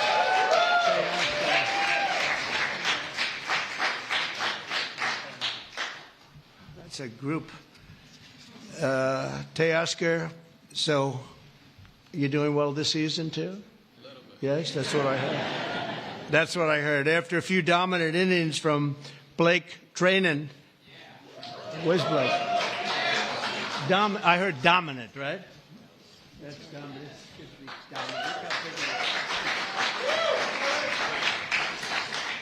Great job, Blake. And the team was crowned the World Series champion against a great team. The Yankees are a great team and always a great franchise. And I guess, I don't know, like 28 or something. They've won a lot, probably, maybe more than any team in history overall. And you might be catching them pretty soon if you keep going. You've got a little ways to go, I guess.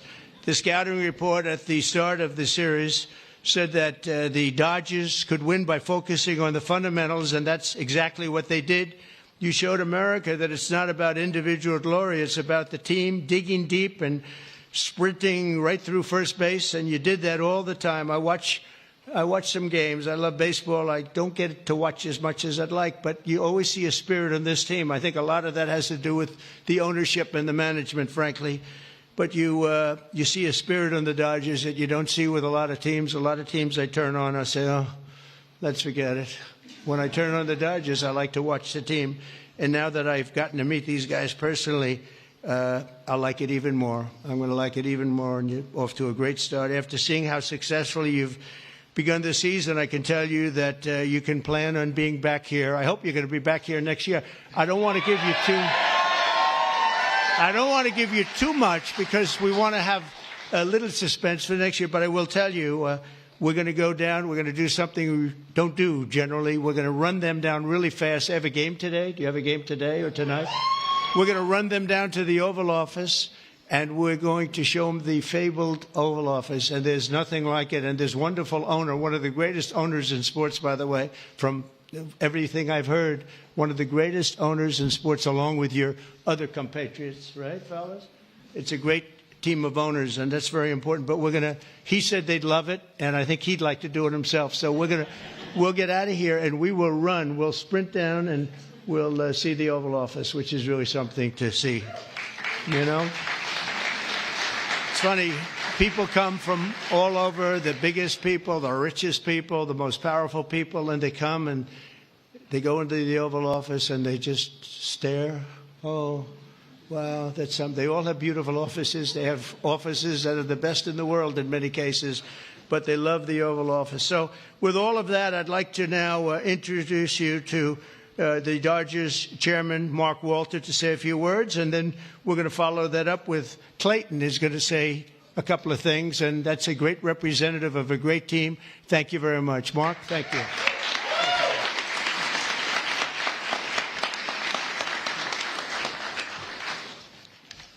Well, thank you very much. We're very pleased to participate in the tradition of bringing champions to the White House. Last season was an incredible season. We won the World Series. Second time in 2020, and since 2020, and only 8 times in our seasons, our history. We played in front of almost 4 million fans, and we had many millions more on television. Our global following has soared, and not only from Shohei Ohtani, but also from Mookie Betts, Freddie Freeman, Clayton Kershaw, and many, many more. Alongside this on-field success, we have been deeply immersed in our community. Our players and managers have supported have each had foundations and support for communities.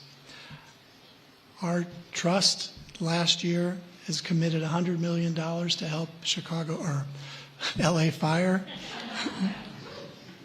And so on behalf of the organization, I want to thank you. Thank you very much.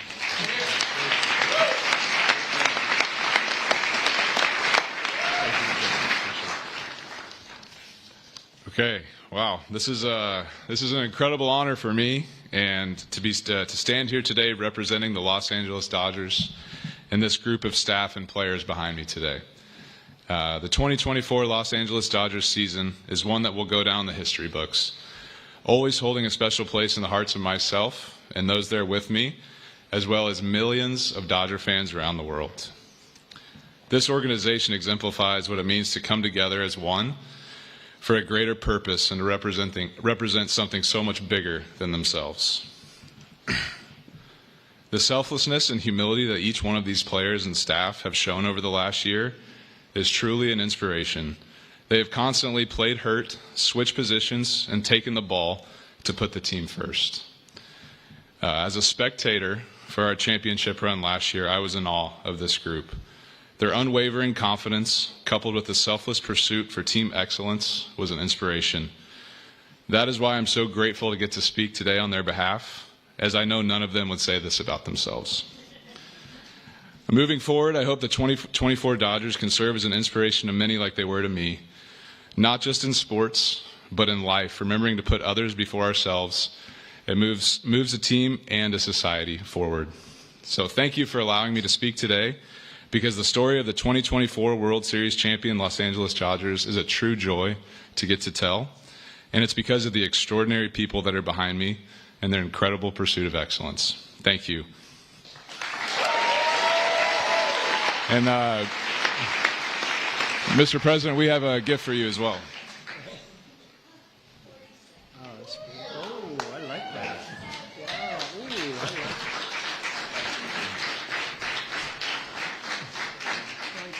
Come on, Mark. Oh, they're going to move it.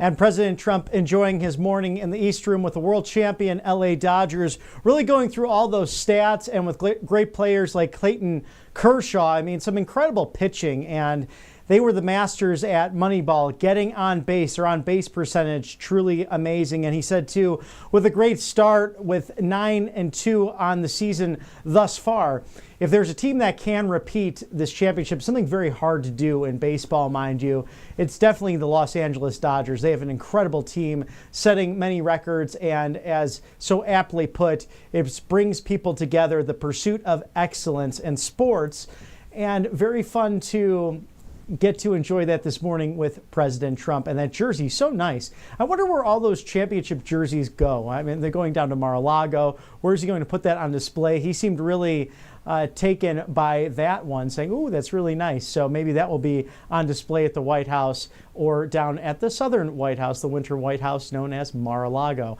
Thank you to our sponsors here at Right Side Broadcasting Network Live. American Financing. The average person is really feeling that financial strain nowadays, and expenses are up. Wages are at a breakneck pace, but many are not going up. So that's all happening. Meanwhile, you have this situation going on as we seek to make the American dollar stronger once again, but many people are finding it nearly impossible to make ends meet. While little of this is left over after covering the basics, it's no surprise that many are resorting to credit cards just to get by, often carrying high balances and interest rates that are reaching the 20s or even 30s. So this kills their credit, kills opportunities to further purchase or finance that mortgage, and ultimately their first or even second home. So if you're in this homeowner cycle and you can't break that mounting debt, you need to call my friends at American Financing. Their salary-based mortgage consultants are saving homeowners an average of $800 per month. If you call today, they can actually save you 2 months worth of this for up to $1,600, a great savings in inflationary times such as these. But there are no upfront fees, so it costs nothing to find out how much you could save each month. It's time to break free from the stress of debt. Call American Financing today and take control of your financial future. That's 888-402-0299, 888-402-0299, AmericanFinancing.net/RSBN. Thank you for sponsoring us here at Right Side Broadcasting Network Live. And we are roughly 12 minutes after the top of the hour on the East Coast, prepping for President Trump's meeting still going on with Prime Minister Benjamin Netanyahu of Israel. Once we have playback of that video, we will toss that there live for you for your viewing indulgence, because this is very important, this relationship with Israel, everything that happened ever since the terrorist attack on April 7th of 2023. Israel has bounced back truly in a heroic way, and that is really because of the amazing leadership of Prime Minister Netanyahu, accompanied by President Trump. And that's, I think, about Republicans and Democrats alike. We're so relieved with President Trump in office. What's it like for world leaders that had the autopen presidency of Joe Biden, so afraid of what would take place for world markets, for national security, but now they have a partner in this White House in order to not only survive, but to thrive in that process. As we look to Washington, D.C., somewhat of an overcast day, but again, those April showers bringing May flowers and that beautiful green, the emerald green that's on the north lawn of the White House there. First Lady Melania Trump also opening up those spring garden tours. I saw many of those photos with friends on Facebook and other social media platforms. If you have any of those, please feel free to share and post. And it looks like a lovely celebration, a great time at the White House. Anytime's a wonderful time to visit the People's House, but especially when it's this springtime leading up from the Lenten season into Easter. And we hope that you have big plans coming up in the next couple of weeks to spend time with family and friends, celebrating the life, death, and resurrection of Jesus Christ, the one who truly changed the course of human history and us mere mortals can now have that eternity with our Lord and Savior because of that ultimate sacrifice, literally ripping that veil open so that we can commune with heaven. And what a gift it is, and what a gift we have in President Trump, his mission, his anointed promise to take on these tough issues. I mean, can anyone else for such a time as this be a better commander-in-chief for these great United States? I think no. I mean, quite frankly, it's going to be big shoes to fill in the next few years. He has given us that guidance of how to move a populist coalition of traditional conservatives and liberals, Republicans and Democrats, faith-filled people, those who don't believe, and everything really in between, in order to make America wealthy again, in order to make America safe again, strong again, and simply healthy again, with someone like Secretary Kennedy, of course, a traditional liberal Democrat who left the Democrat Party, ran for president in the primary, but soon learned that the far-left deep state globalists have taken a hold of that primary process. And I think we saw that on full display when 12 million people voted for President Biden.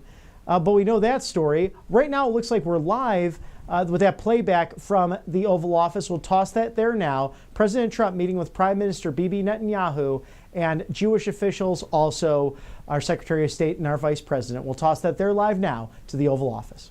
Together, we had meetings together, along with his very capable staff.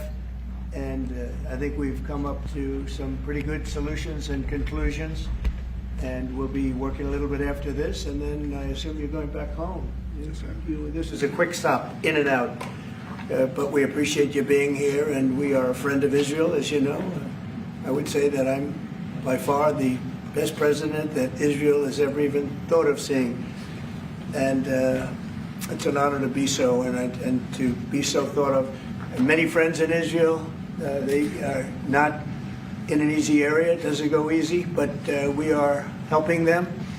And likewise, they've been helping us very much. And so we'll see how it all works out. But we had great discussions today, I think, on the obvious subject of Iran, and also the less obvious subject with respect to Israel, and that's trade. And I think the Prime Minister is going to tell you a little bit about trade and what they're doing for the United States. So I want to thank you all for being here. Thank you very much. And thank you. Benjamin, thank you very much. Thank you, thank Mr. you, President. Thank you, Don. Thank you. Mr. President, I want to first thank you for inviting me again to the White House. You've been a remarkable friend of the State of Israel.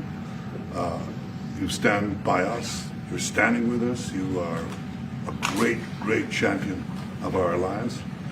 And you actually do the things that you say you do. And I think that people respect that enormously. I certainly do, and the people of Israel do, and I think the Jewish people do as well. We just saw your representative in the Department of Justice fighting anti-Semitism, standing up for Israel in international forums.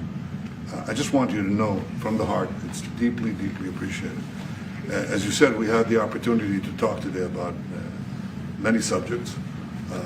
First, if I can mention tariffs, it's a subject of some interest today. I can tell you that I said to the President a very simple thing. We will eliminate the trade deficit with the United States. We intend to do it very quickly. We think it's the right thing to do. And we're going to also eliminate trade barriers, a variety of trade barriers that have been put up unnecessarily. And I think Israel can serve as a model for many countries who ought to do the same. I recognize the position of the United States. It says, you know, we're allowing other countries to put tariffs on us, but we don't put tariffs on them. And, you know, I'm a free trade champion, and free trade has to be fair trade. And I think that's basically the position that you have put forward, Mr. President. We are going to eliminate the tariffs, and rapidly. I had the opportunity to speak to Secretary Lutnick yesterday. We talked about how we could effect this quickly, and I hope to bring the solution very quickly. We're not talking about intentions. We're not talking about, just words. We're talking about results. That's good. Those results are going to come That's the first. Thank you very much. It's very nice. Thank you. Thank you. Mr. President, what about the hostages deal? Well, What about the hostages? Let him I finish. didn't finish. I didn't even begin. Okay. We spoke about not only the hostages, but about Gaza. The hostages obviously is a human story of just unbearable agony. I speak to the families. I spoke to them yesterday. Spoke to another one when I was in Hungary before I came here. I speak to them every day, and they're in agony. The hostages are in agony, and we want to get them all out.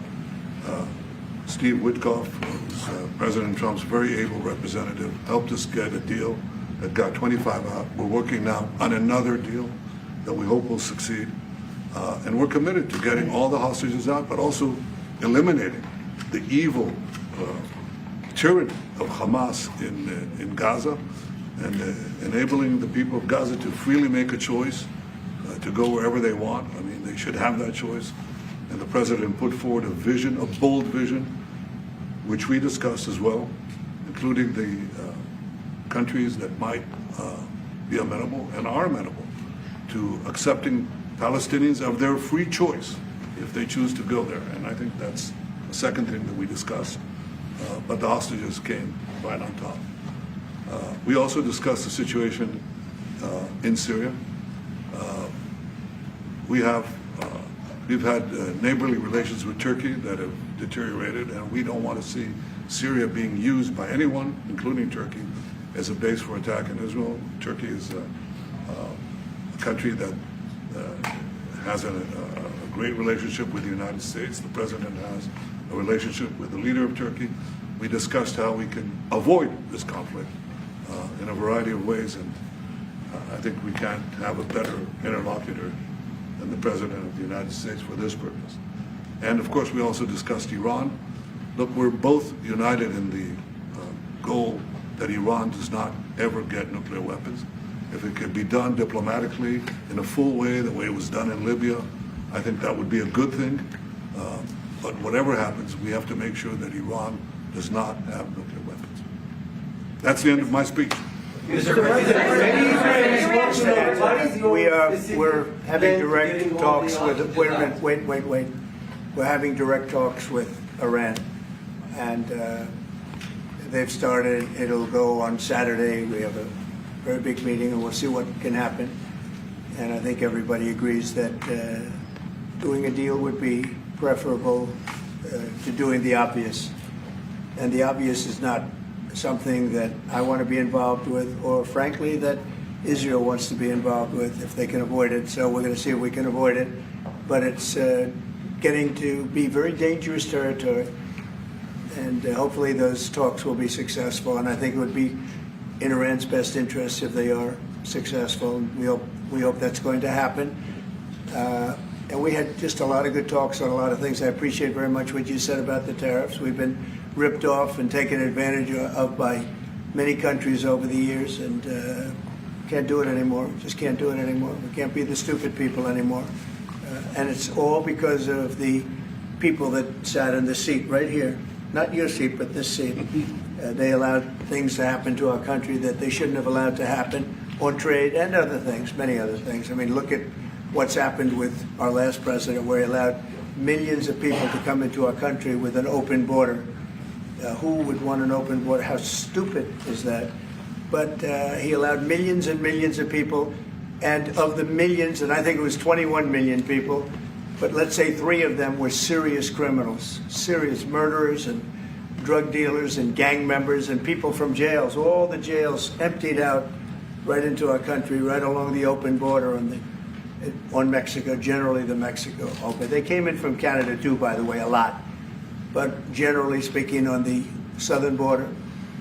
And what a shame it is that we are now working very hard to get them out, get the criminals out, get the murderers out, the drug dealers, the mentally insane, get them out. They dropped the mentally insane in our country too. And this was all done by the Biden administration. It's a disgrace that we have to work so hard. And then we have judges that try and protect these people, but they didn't protect us when the people were being let in. But to get them out is never easy with these people. So I think we're doing a great job. The border is the best it's ever been. It's even as strong as it was. I had a great, solid border. I think it might even be tougher right now and stronger. So people are coming into our country, but they're coming in legally. We have a legal process, and we have that moving along properly because we need people to come into our country, but we want people that can love our country and cherish our country. So that's where we are. And with that, any questions? Your reaction to the markets today, and would you be open to a pause in tariffs to allow for negotiations? Well, we're not looking at that. We have many, many countries that are coming to negotiate deals with us, and they're going to be fair deals. And in certain cases, they're going to be paying substantial tariffs. There'll be fair deals. As you know, I spoke this morning with the Prime Minister of Japan, and we had a very good conversation. They're coming. And I said, one thing, you're going to have to open up your country because we sold no cars, like 0 cars in Japan, and they sold millions of cars into our country. They don't really take our agriculture, a little bit of it just to keep us slightly happy, but they don't take what they're supposed to be taking. So we have a great relationship with Japan. We're going to keep it that way, but they're coming in to meet, and other countries are coming in. With China, as you know, against my statement, they put a 34% tariff on above what their ridiculous tariffs were already.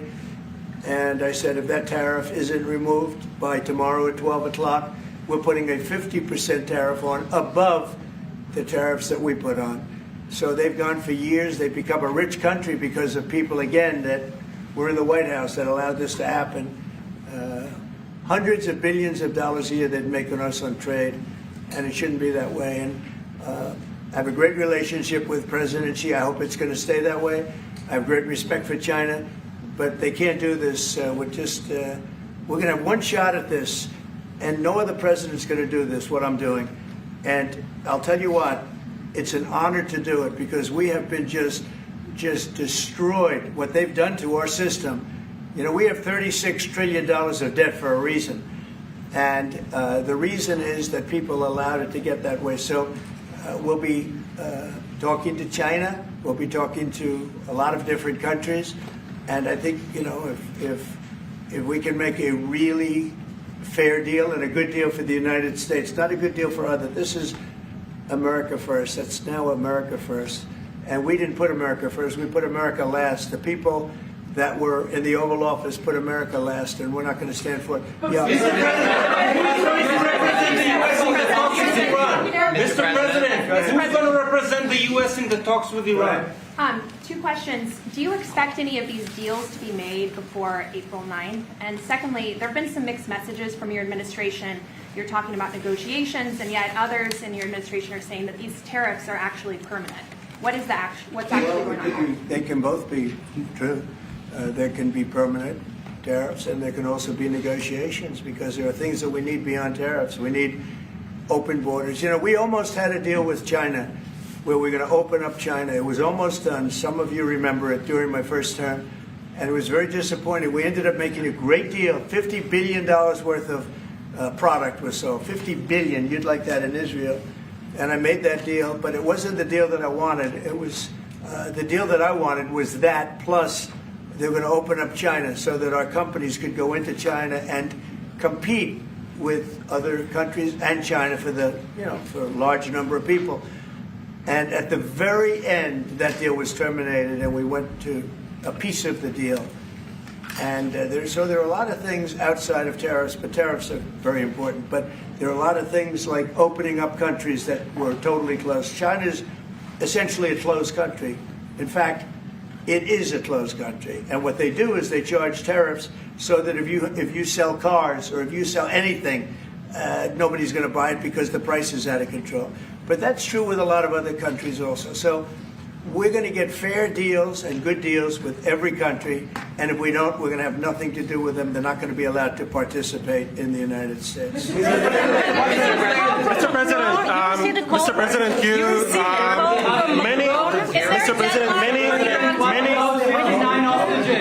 Mr. President, thank you for the chance. Many of Palestinian Americans who voted for you and not for Biden because you've promised them to end the war in Gaza. Very honored by that vote, too. The war is still going on and there's no hostage deal. Do you have any update on that? Well, I'd like to see the war stop, and I think the war will stop at some point that won't be in the too distant future. Right now we have a problem with hostages. We're trying to get the hostages out. We got quite a few of them out, but it's a long process. It shouldn't be that long. We have a big problem that we've done. I think I'll ask Pete to maybe talk about it for a second, because a lot of people are asking. The Houthis, we've been very tough and very successful militarily. We've really damaged them badly. These were people shooting down ships and other things, by the way, flying objects like airplanes. And we've put a major hurt on the Houthis, which nobody's been able to do. We've really hit them hard, and they know it, and they don't know what to do. And it's every night, night after night. And we've gotten many of their leaders and their experts. They're experts on missiles. I mean, they actually make missiles. Nobody thought that. But they make missiles. It's highly sophisticated, and they're very tough. But they've been very badly damaged. Nobody else was able to do that but us. Pete, you want to discuss that, please? Yes, sir. It's been a bad 3 weeks for the Houthis, and it's about to get worse. It's been a devastating campaign, whether it's underground facilities, weapons manufacturing, bunkers, troops in the open, air defense assets. We are not going to relent. And it's only to get more unrelenting until the Houthis declare they will stop shooting at our ships. And we've been very clear at the Iranians as well. They should not continue to provide support to the Houthis, and that message has been made very clear. So we have a lot more options and a lot more pressure to apply, and we know, because we see the reports, how devastating this campaign has been in them, and we will not relent. We have a great military. There's no military like our military. And despite Biden having given a lot, but nevertheless a pretty small piece, but it was a lot of our military away in Afghanistan, and one of the dumbest situations, I think, and maybe the most embarrassing situation we've ever been involved in, that short period of time in Afghanistan. What a disgrace that was, but left a lot of our military behind, left. You see them in their annual parades where they're parading trucks that are armor plated and different things that they can't. But it's many billions of dollars we left behind. But despite that, we have a tremendous military. That was a very small portion because we rebuilt the military during my first term. And we have great things happening with our military. We also essentially approved a budget, which is in the facility, you'll like to hear this, of $1 trillion, $1 trillion. And nobody's seen anything like it. We have to build our military, and we're very cost conscious, but the military is something that we have to build, and we have to be strong because you got a lot of bad forces out there now. So we're going to be approving a budget, and I'm proud to say, actually, the biggest one we've ever done for the military. We're cutting other things that were under DOGE, but under a lot of other. When you look at a woman getting $2 billion for environmental, and it had nothing to do with environmental, and they had $100 in the bank, and they give her $2 billion. Many of those cases, all that stuff is going to be cut out. But we are getting a very, very powerful military. We have things under order now, the likes of which we've never had before. We've never had the kind of aircraft, the kind of missiles, anything that we have ordered. And it's in many ways too bad that we have to do it, because hopefully we're not going to have to use it. But the military is very, very powerful, and it's going to remain that way. How do you ensure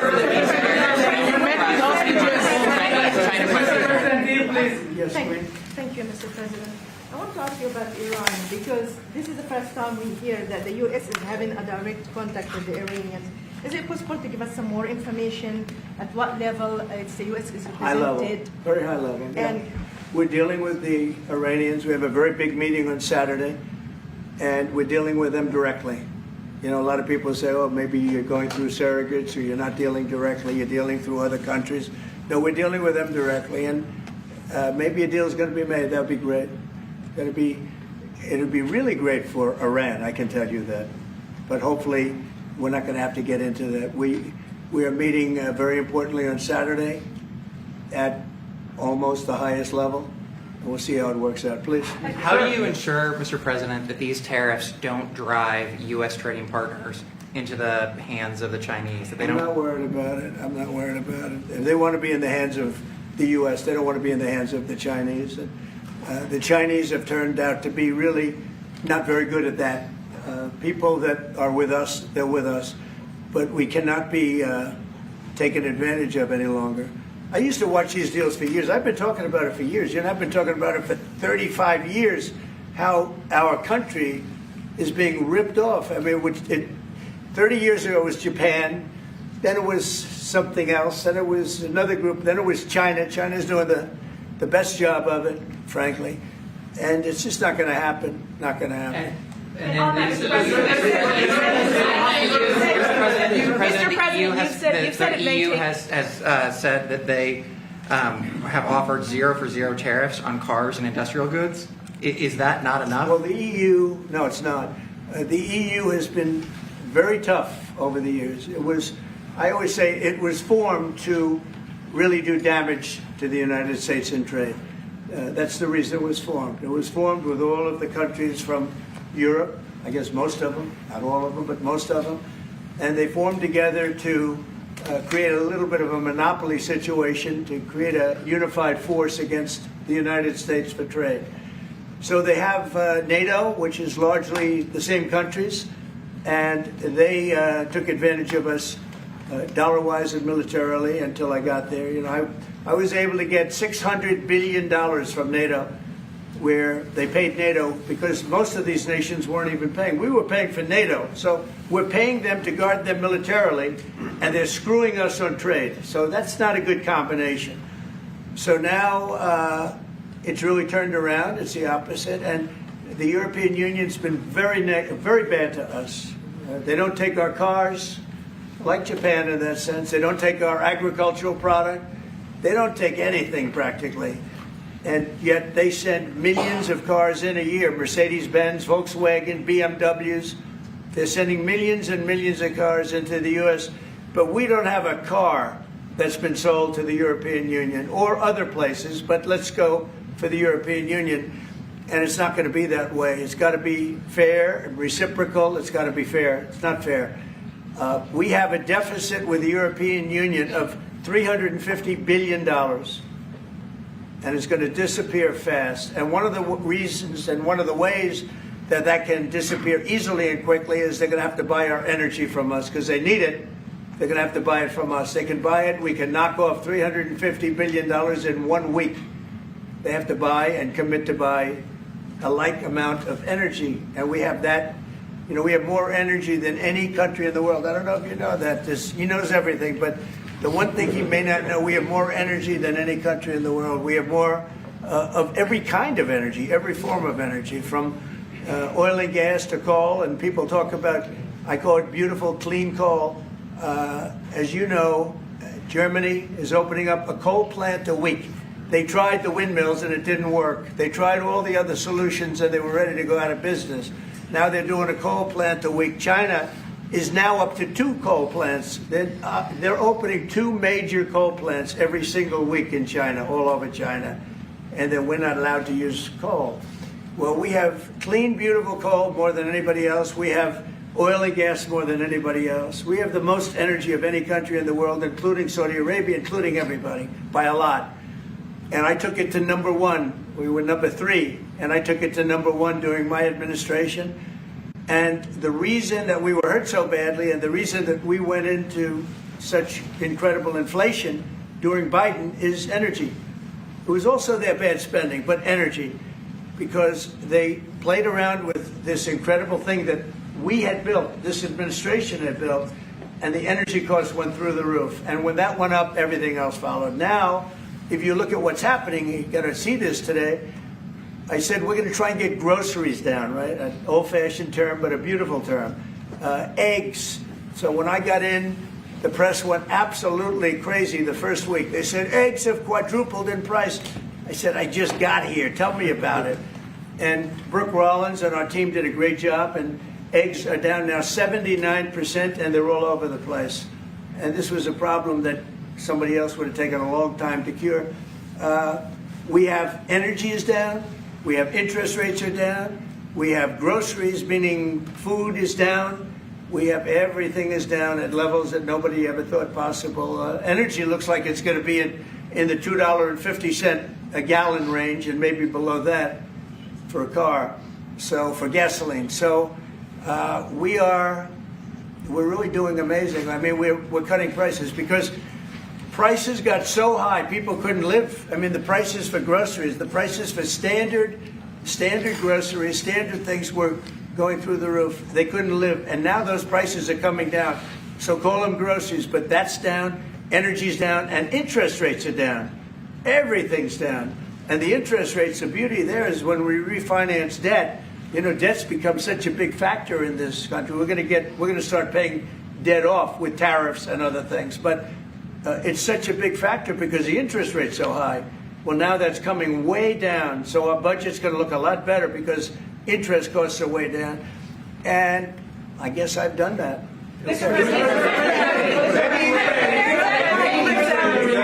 Many Israelis are watching you now on live show. Good. What is your specific way of getting the hostages out from the horrific captivity? We are trying very hard to get the hostages out. We're looking at another ceasefire. We'll see what happens. But we want to get the hostages out. The Israeli people want the hostages out more than anything. They want the hostages out. This man is working very hard with us to do that. I mean, I don't know. I hope he's being appreciated because he's been a great leader. He's working very, very hard on the hostages and many other things. And there are plenty of things you have to work on. It's a tough place in the world, isn't it? I have a good partner. Yeah, you do have a good partner, and so do we. We're working very hard on the hostages. If you're going to negotiate a new deal with Iran, can you elaborate how it's going to be more effective than the JCPOA? Well, I can't really say that, but I think it'll be different and maybe a lot stronger. But they were so happy when we made that first deal because we did get a lot out. You know, I had people right in this office, this beautiful Oval Office. They came in, 10 people, hostages, you know that. And I said to them, so how was it? And the stories they told me, I mean, as an example, I said to them, was there any sign of love? You were there, 10 people. It's only 10, but it's pretty representative. Did the Hamas show any signs of, like, help or liking you? Did they wink at you? Did they give you a piece of bread extra? Did they give you a meal on the side, like, you know, you think of doing?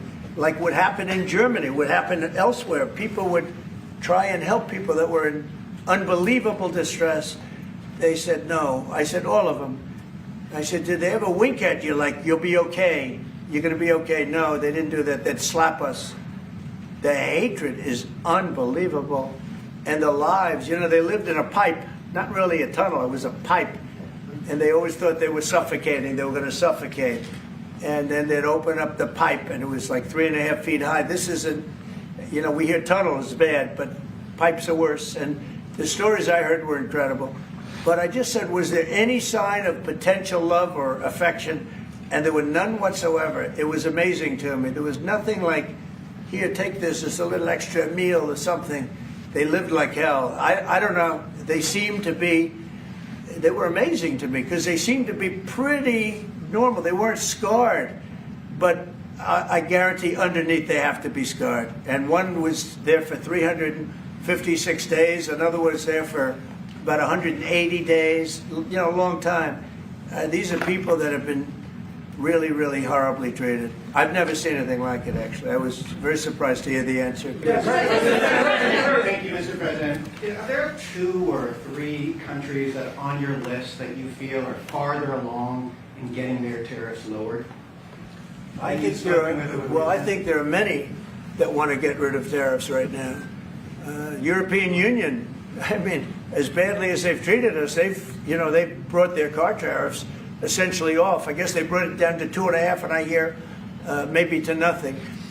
But it's not only tariffs, it's non-monetary tariffs. It's tariffs where they put things on that make it impossible for you to sell a car. It's not a money thing. They make it so difficult, the standards and the tests. They drop a bowling ball on the top of your car from 20 feet up in the air, and if there's a little dent, They say, no, I'm sorry, your car doesn't qualify. When the same car from Germany or anything would dent likewise, unless you can have an army tank, it's going to dent. So they come up with rules and regulations that are just designed for one reason, that you can't sell your product in those countries, and we're not going to let that happen. Those are called non-monetary barriers. They make barriers that are so tough that it's impossible to qualify. So tariffs are a big part of it, but there's another big part of it, and that's barriers. They also do something else. They manipulate their currency, and they drive it down. They want to have low currencies. You know, it sounds better to have a high currency, a strong dollar or whatever, but they bring their currency down, and when it competes with our currency, it's very hard to sell a tractor.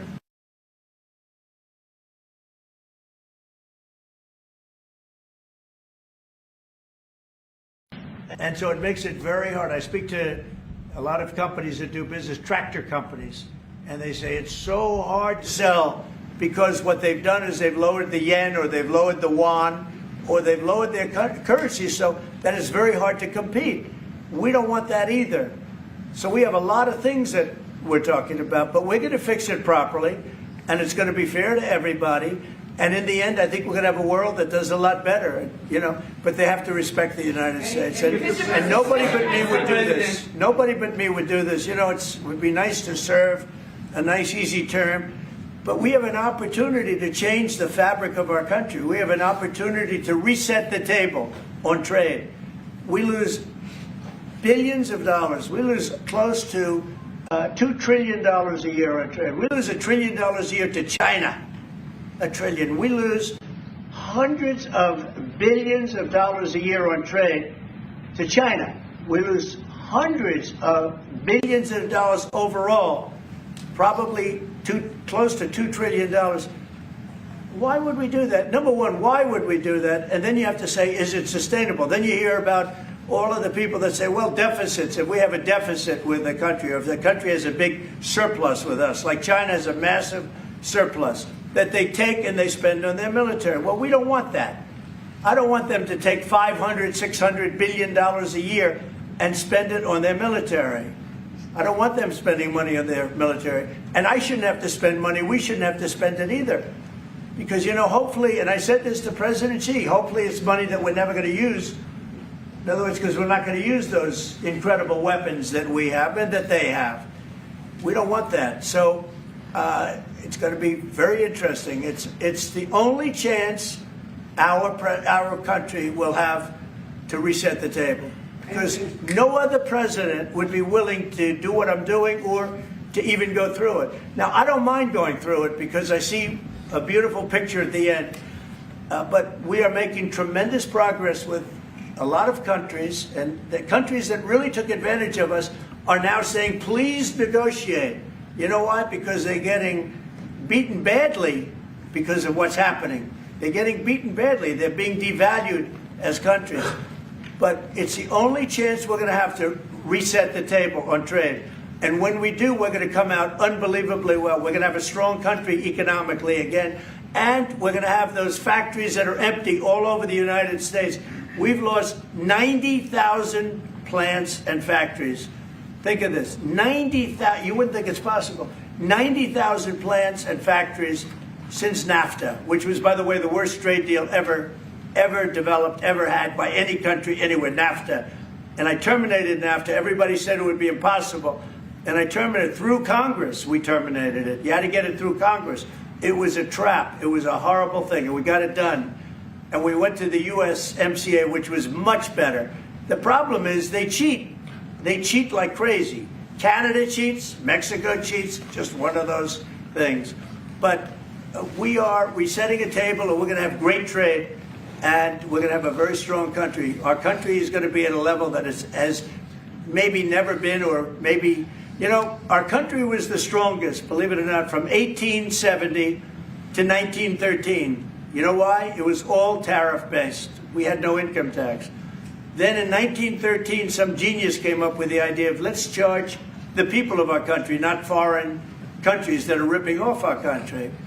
And the country was never that kind of wealth. We had so much wealth, we didn't know what to do with our money. We had meetings, we had committees, and these committees worked tirelessly to study one subject. We have so much money. What are we going to do with it? Who are we going to give it to? And I hope we're going to be in that position again. Mr. President, do you plan to reduce the tariffs that your government put on Israeli goods, 70%? On where? On Israeli goods. The 17%. Do you plan Well, to we're reduce- talking about a whole new trade. Maybe not. Maybe not. Don't forget, we help Israel a lot. You know, we give Israel $4 billion a year. That's a lot. Congratulations, by the way. That's pretty good. But we give Israel billions of dollars a year. Billions. It's one of the highest of, and we give a lot of countries money.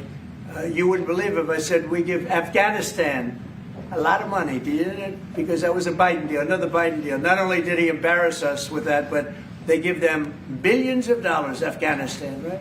So, but no, we take good care of our friends, and we don't take care of our enemies. We're not taking care of our enemies anymore, but we do take care of our friends. Laser Berman from the Times of Israel.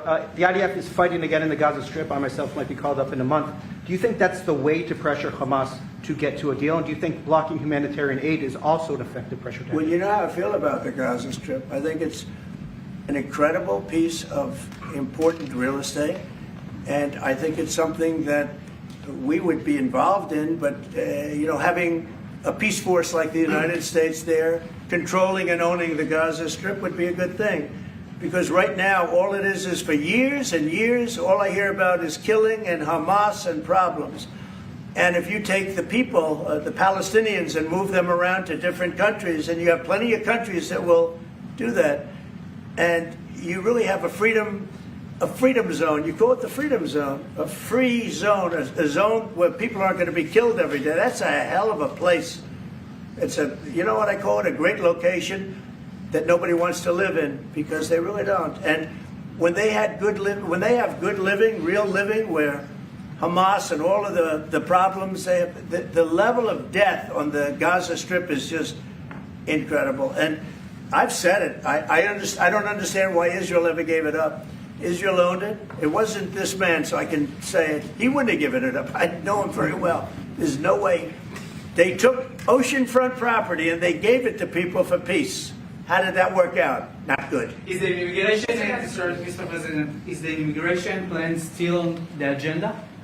Which immigration? The Trump. Gaza.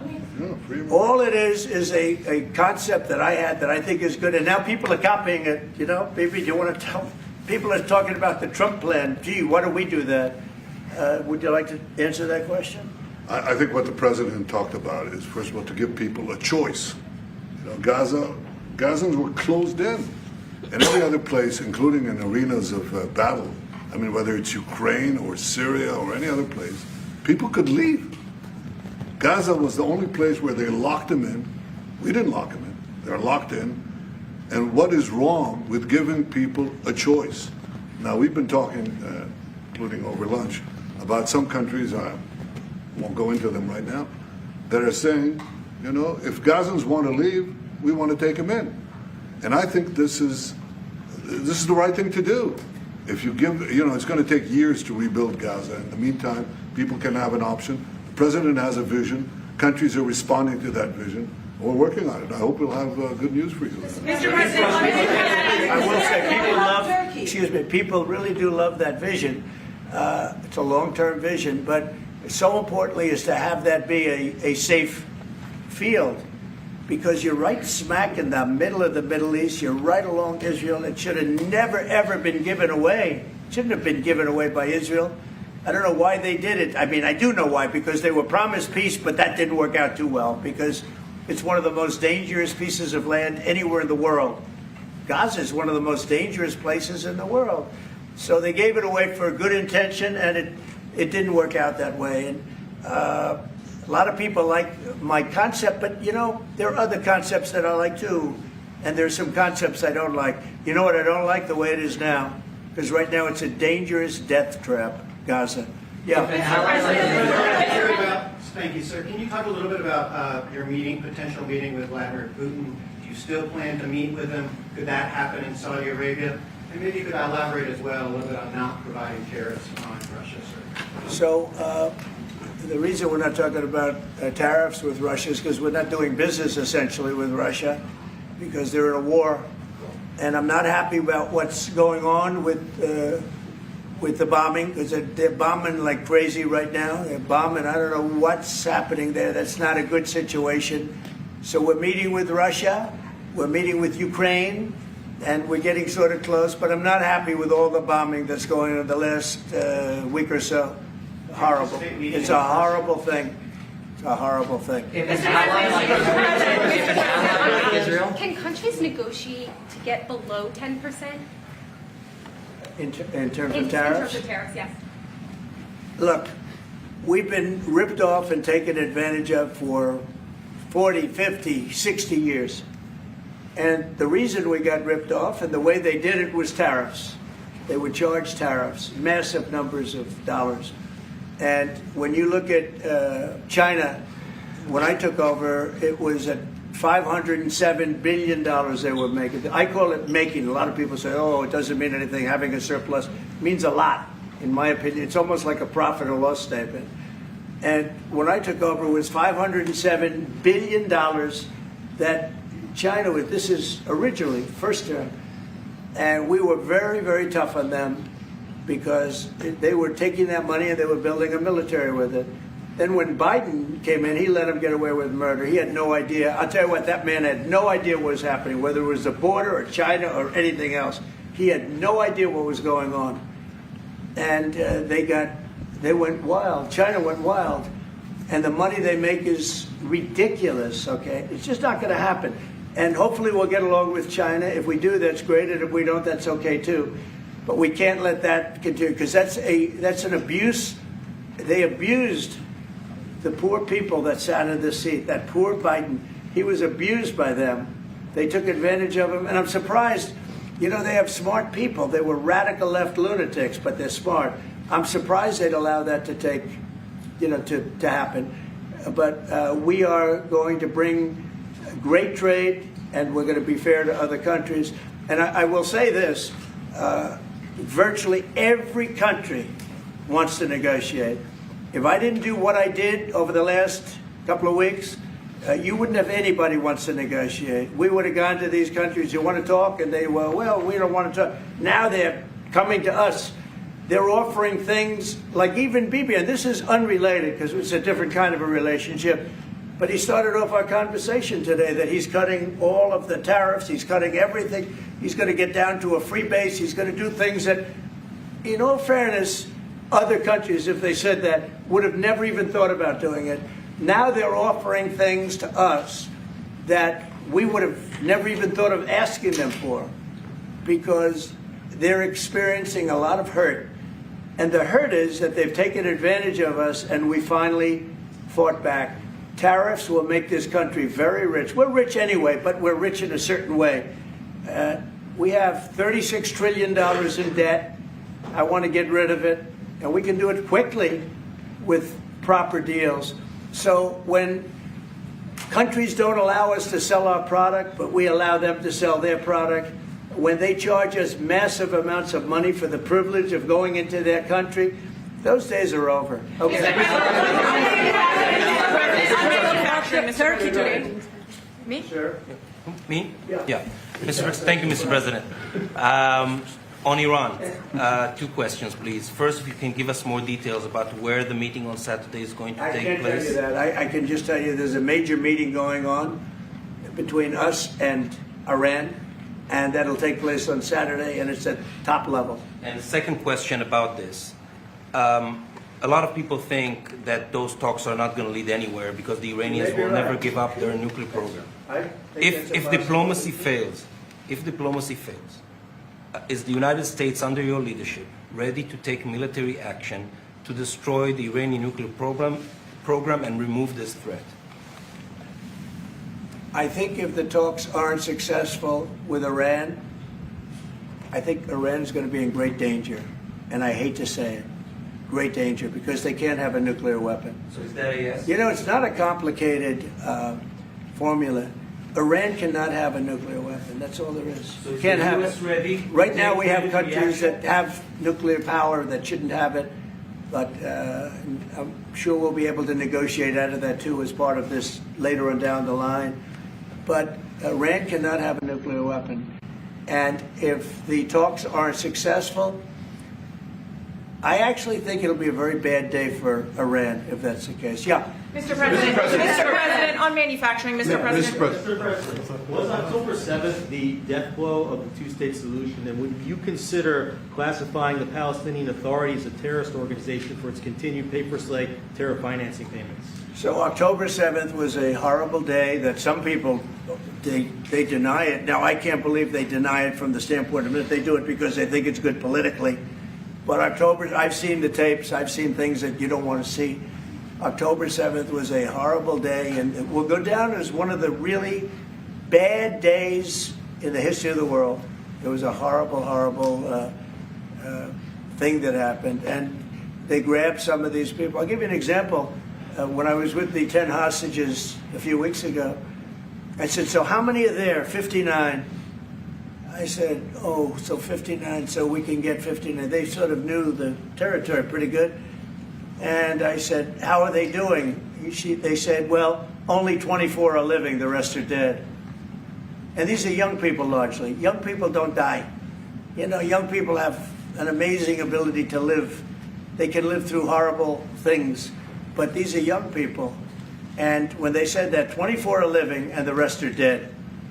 And, you know, I've had parents come up, Israeli parents largely. We have some Americans, and I guess we have one left. Alex, we have the one left. But I've had Israeli parents come up to me at events and say, my son is there. I said, well, how's he doing? Well, he's dead. But would you do me the biggest favor ever? Could you bring his body back home? They talked about a young dead boy and a young dead girl like they were living. And that could have something to do with religion. That could have something to do with, I guess maybe any parent would be, but I was surprised. They said, sir, my son is dead. It is just as important to bring that body back home. I asked that question as if he were alive. So you have a lot of them dead, and we'll be able to bring them back. But it's a horrible thing that's happened. These are young, largely young people. Some old ones too, frankly. And those people have lived in hell. When they came off, the second group that came out, they looked like they just got out of a concentration camp. They looked exactly like the pictures that I'd see from the 1940s, the concentration camps. And then they got a little bit better, you know. But that second group, those people came out, and I said, this is unbelievable. We're going back into a chapter in history that is one of the worst ever. It's really very bad. Okay. Mr. President, thank you. You've said it could take 2 years to get American manufacturing fully up to speed in response to these tariffs. What happens in the meantime? Should Americans be prepared potentially for years of uncertainty and disruption? We have now $7 trillion. Think of this, $7 trillion of commitments from companies wanting to go in, from Apple to many, many companies. But that takes time. Many from Taiwan. What? It takes time to fully manufacture products here in the U.S. Are you telling me? Yeah, it takes time. You know, you got to build a thing called a factory. You have to build your energy. You have to do a lot of things. I'm giving them energy. You know, we're going to let them build their own power plants. They'll be their own. Essentially, they're going to be in charge of the power plant because our power is not reliable enough. You have a grid that's old and susceptible to a lot of things, including bombing and weather and a lot of other things. And we're going to give them record timing in terms of approvals of electric plants. Most of them want to build electric plants. We need massive amounts of electricity if we're going to compete with China and others. And interestingly, we're way ahead right now in the AI race with China. But the way we lose that race is if we can't give them electric. But we have more plants being built. We have everything. We're doing so great. And we want to keep it that way. And tariffs will be an important part of it. But one of the other things, Lee Zeldin's doing a fantastic job, head of environmental protection. and he's doing very rapid approvals for people to get, for big companies that are going to build a plant that's going to cost billions of dollars, and we're going to get them their approvals. They have to be environmentally perfect, everything good, but they're going to be in record time, a matter of months versus a matter of many, many years. But in the meantime, Americans face uncertainty. Yeah, Lisa Rozowski from Haaretz. Turkey claims it will stabilize the situation in Syria. Turkey? Yeah. Israel doesn't want Turkey to influence Syria. What do you think? Do you think Turkey's influence in Syria can actually make it a better, more peaceful country, or vice versa? Well, I have great relations with a man named Erdogan. Have you heard of him? Yeah. And I happen to like him, and he likes me, and I know the press will get very angry. He likes Erdogan, but I do, and he likes me, and we've never had a problem, and we've gone through a lot, and we've never had a problem. We've always got, as you remember, we got our minister back from Turkey. You remember that? And this was a big deal at the time, and we got him back. And I told the prime minister, I said, just, Bibi, if you have a problem with Turkey, I really think I'm going to be able to work it out. You know, I have a very, very good relationship with Turkey and with their leader, and I think we'll be able to work it out. So I hope that's not going to be a problem. I don't think it will be a problem. Now, with that being said, I believe it was Turkey, and I said that to him. I said it. I said, congratulations. You've done what nobody's been able to do in 2,000 years. You've taken over Syria with different names, but same thing. I said, you've taken it over. He's taken it over through surrogates. He goes, no, it was not me. I said, it was you, but that's okay. You don't have to say, well, it sort of maybe was me. Okay. But what he did, look, he's a tough guy. And he's very smart. And he did something that nobody was able to do. You know, you got to hand it to him. Any problem that you have with Turkey, I think I can solve. I mean, as long as you're reasonable. You have to be reasonable. We have to be reasonable. Thank you very much, everyone. Thank you, Press. Head out. Head out, Press. Thank you. Thank you. Head out that door. Head out still. Through the far door. Right before we came in. Thank you, Press. Thanks, guys. Keep going. Thank you, Brian. No questions today, Brian. I'm trying to get a question. So an in-depth meeting between President Trump and Israeli Prime Minister Netanyahu, holding that press conference with the press pool in town at the White House, of course, Washington, D.C.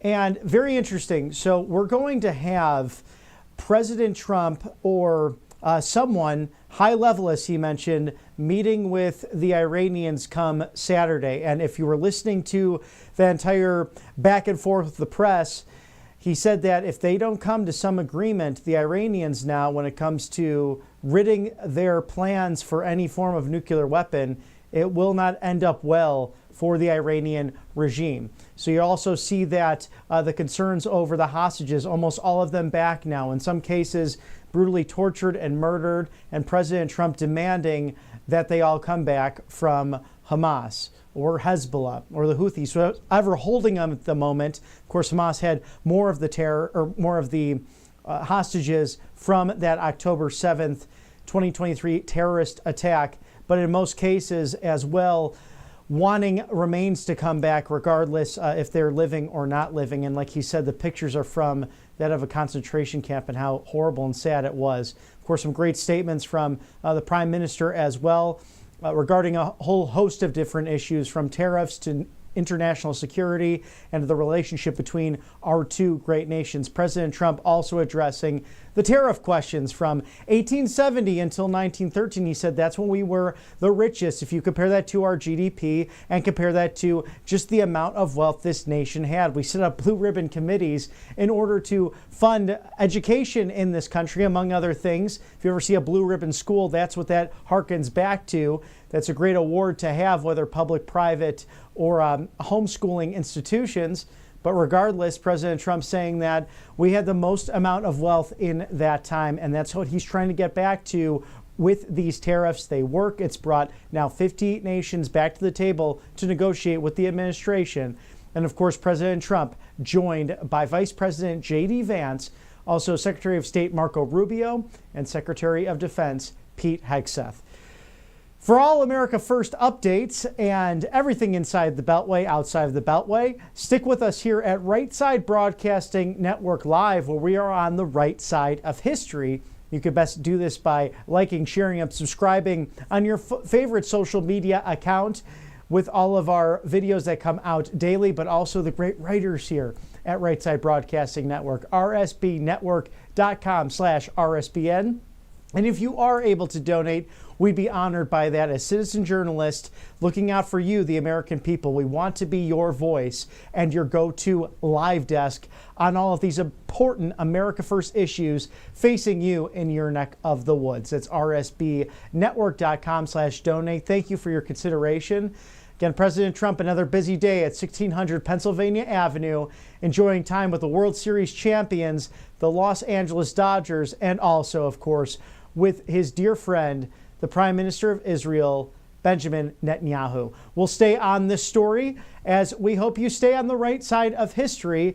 Wrapping up today, we'll see you tomorrow unless there's some breaking news. For all my colleagues here at Right Side Broadcasting Network, I'm Robert McNeely. Good night. God bless. We'll see you very soon.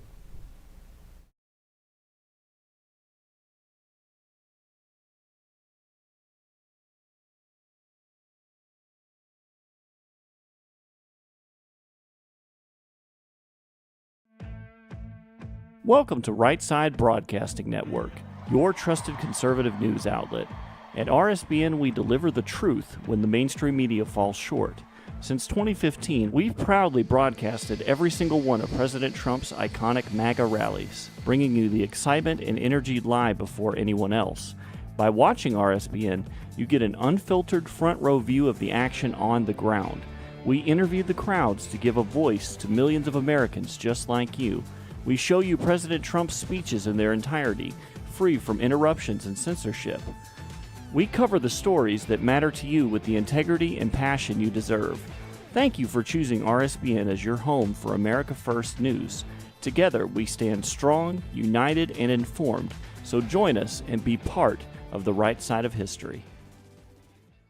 President Trump is keeping his promises and saving America. And your kids can learn all about it for free with a new Kids Guide to President Trump. This fun guide shows kids all the steps President Trump is taking to put America back on top of the world stage, including building a strong economy, protecting our borders, and negotiating trade deals. It's an exciting way for kids to learn about President Trump's outstanding leadership. Act now and get a free bonus guide, The Courage of the President. Order now at freetrumpbook.com. That's freetrumpbook.com.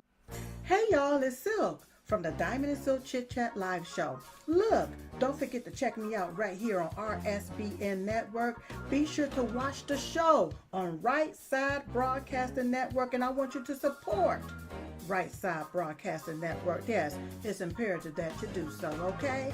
I look to see y'all soon. Bye-bye. I hear every day about the products you all wish MyPillow carried. Well, guess what? We probably do. Slippers, bathrobes, pet beds, blankets, mattresses, sleepwear, loungewear, duvets, comforters, pot holders, aprons, oven mitts, and so much more. And they're all on sale. For example, get our best-selling standard MyPillows for only $14.98. Body pillows, $29.98. 6-piece bath towels or kitchen towel sets, just $29.98. Multi-use MyPillow 2.0s with pillowcase, $9.98. Save $40 on our Spring Percale and Giza Dream bedsheet sets. Any size, any color, and so much more. So go to MyPillow.com or call the number on your screen. Use your promo code to save up to 80% on all MyPillow products. And I've never done this before. When you spend $100 or more, you're going to get 2 standard MyPillows absolutely free.